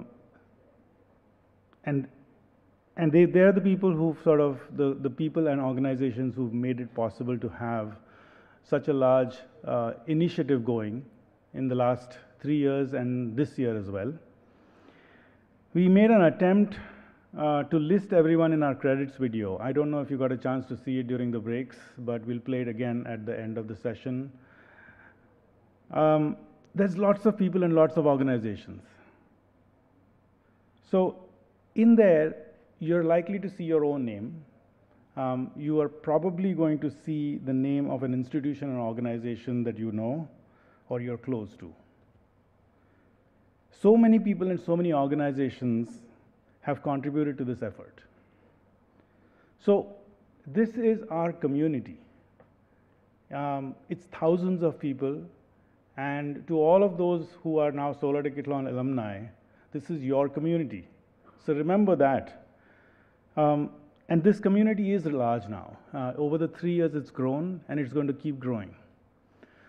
So you have to take advantage of the people that you've gotten to know, whether they're industry partners, other students, whether they're project partners, however you've met them in this event. Take advantage of that. It's going to be part of your careers and your future. On behalf of the supervisory group, I want to thank our supporters, our affiliates, our jury members, reviewers, advisors, TRG members, and the list goes on, our colleagues from IIHS and EEEE, and the fantastic and super dedicated, the core team that runs the competition all year round. I want to get the core team to stand up and those who are behind the stage to just come on the stage once more so that we get to see this group of people that works 12 months in a 9-month period to keep the competition going. Woohoo!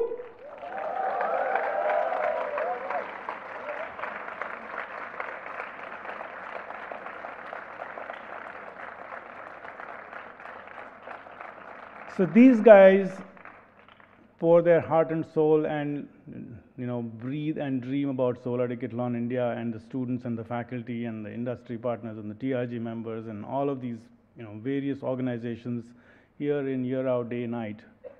But they're also supported by the IIHS and EEEE and IUSSTF colleagues who support them, who are there providing support in different ways.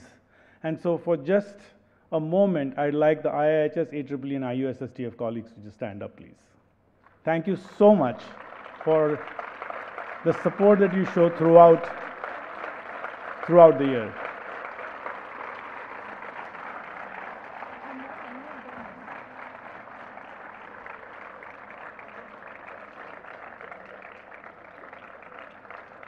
Yes. Woohoo! Cool. I want to thank Infosys for their generosity in letting us enjoy this amazing setting. I mean, what a place. I didn't imagine what this place would be like. I did come here a couple of times to do a recce, and it was gorgeous. But what made it more gorgeous was the fact that all of you beautiful people were here for these last 2.5 days. And that really made it special. What we've seen in the last 2 eventful days is just a keystone on the 9 months of hard work by the students, faculty, and their partners. There's a lot that goes behind. We have before us young leaders who want to and can change the world. They're motivated, and they are the stars.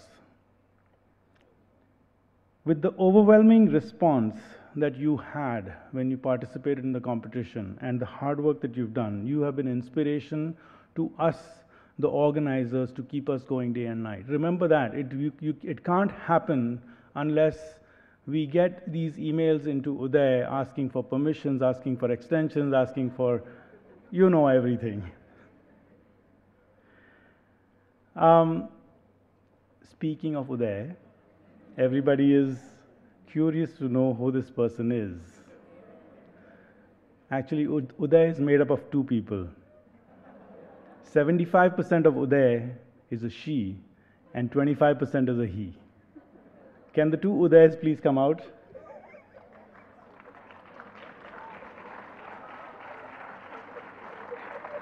$25, 75%.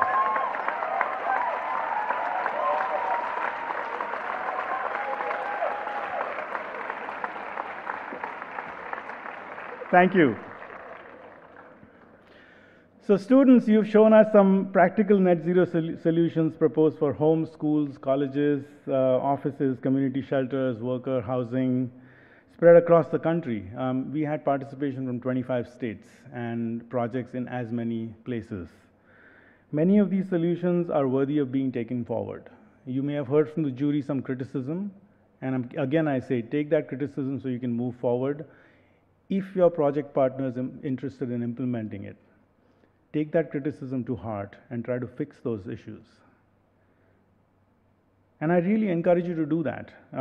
Let's make this work count. This is 9 months of really hard work. It's more than a studio semester that you've done. So make it count. And if possible, our team will continue to support you. We have a lot of companies that are excited to meet the finalist students tomorrow, and that will be in our internship fair. So all finalists, please go there tomorrow. The internship fair is going to be held in two parts. There'll be a 1.5-hour session from 9:30 to 11, and then from 11 to 12:30. Yeah. So there's two parts, and there's for finalist students, there's going to be a number on your event badge that will let you know, oh sorry, not on the event badge, on the lanyard tag, a lanyard cord. So that will let you know which session you're in. All that will coordinate tomorrow. But just remember that there are two sessions. You could be in the first or the second session for the internship fair. For you and for us, this isn't the end. We've just begun to take charge of the solutions for climate change. And just remember that this keystone on the work that you've done so far is just the beginning of where your journey will, of your journey. And it's going to go to different places. Each year, the finalists set a really high benchmark. This is the third year we've seen another benchmark set this time. It's a benchmark for next year's challenge, which is 4.0. And that is the Solar Decathlon India 2023-24. Let's ring it in with some rap moves from this year's finalists. Solar Decathlon India, what's it all about? Net zero building, what's that all about?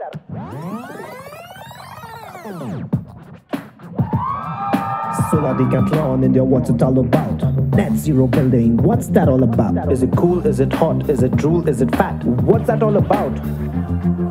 Real world problems need innovative solutions. If you don't act now, there will be implications. Is it hot, is it cool? Global warming would be cruel. You will form a team with the same desire, going for the moonshot, forged by fire. We use technologies and crazy simulations. We learn to design with new innovations. So what you waiting for? No procrastination. Get off your butt, come join a workstation. Solar Decathlon India, what's it all about? Net zero building, what's that all about? These problems are tough and complex too. Your partners are there to help you get through. This challenge is exhausting, intense, it's a drill. These 10 mad contests will sharpen your skills. Net zero energy, water and stuff, and affordable too, that's crazy enough. Solar Decathlon India, heck it's really tough, but your attitude and grit is more than enough. Get your hands dirty on real world projects. You gonna learn more than your specialized subjects. Solar Decathlon, India, what's it all about? Net zero building, what's that all about? Cutting edge, butting edge, climate wedge, make a pledge. Do it all, save it for a lonely planet after all. Understand climate trend, take a stand, make a trend. In the end, recommend your ideas will have defend. Are you hot? Are you cool? Are you gonna be a fool? Zero heroes are here to stay. So what you waiting for? Come join this play. Net zero building, that's what it's about. Solar Decathlon India, that's what it's about. SDI.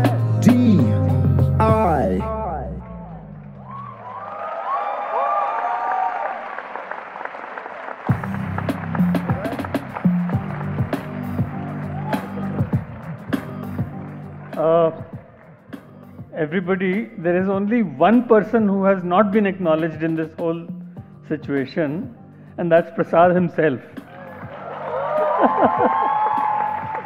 I think we don't realize how much it takes to be the director of this show, and how important his role is in getting us all together. So, thank you, Prasad.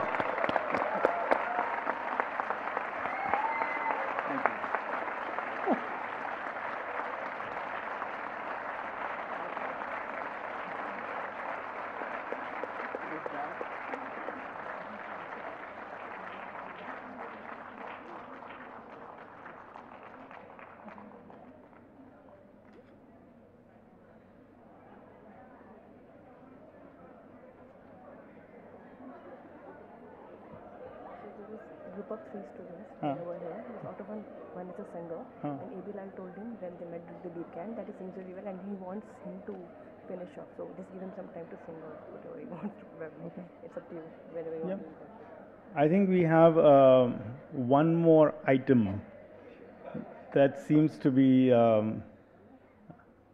You guys? Yeah? Come on up. It's a surprise, we don't know what it is.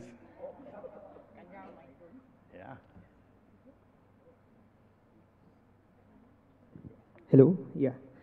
So basically, I happened to be in the beep camp.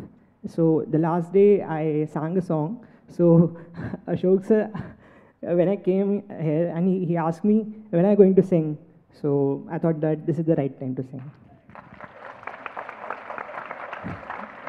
So this is basically Punjabi Sufi. You must have heard, Damadam Maskalandar. So here it goes. सुन फरियाद पीरा दया पीरा होर आख सुनावा किनू तैं जिया मैनू होर ना कोई ता पीरा मैं जिया लख तैनू हो लाल मेरी पत रखियो बला झूले लालड़ सिंदड़ी दा सेवण दा सखी शाबाश कलंदर दमादम मस्त कलंदर अली दम दम दे अंदर अली दा पहला नंबर हो लाल मेरी चार चराग तेरे बलण हमेशा चार चराग तेरे बलण हमेशा पंजवा में बालण आइया बला झूले लालड़ सिंदड़ी दा सेवण दा सखी शाबाश कलंदर दमादम मस्त कलंदर अली दम दम दे अंदर अली दा पहला नंबर हो लाल मेरी पत रखियो बला झूले लालड़ सिंदड़ी दा सेवण दा सखी शाबाश कलंदर दमादम मस्त कलंदर अली दम दम दे अंदर अली दा पहला नंबर हो लाल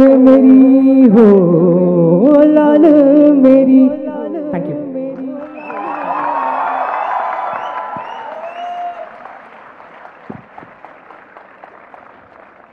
Let's give him 3 cheers, everyone. Hip hip. Hip hip. Hip hip.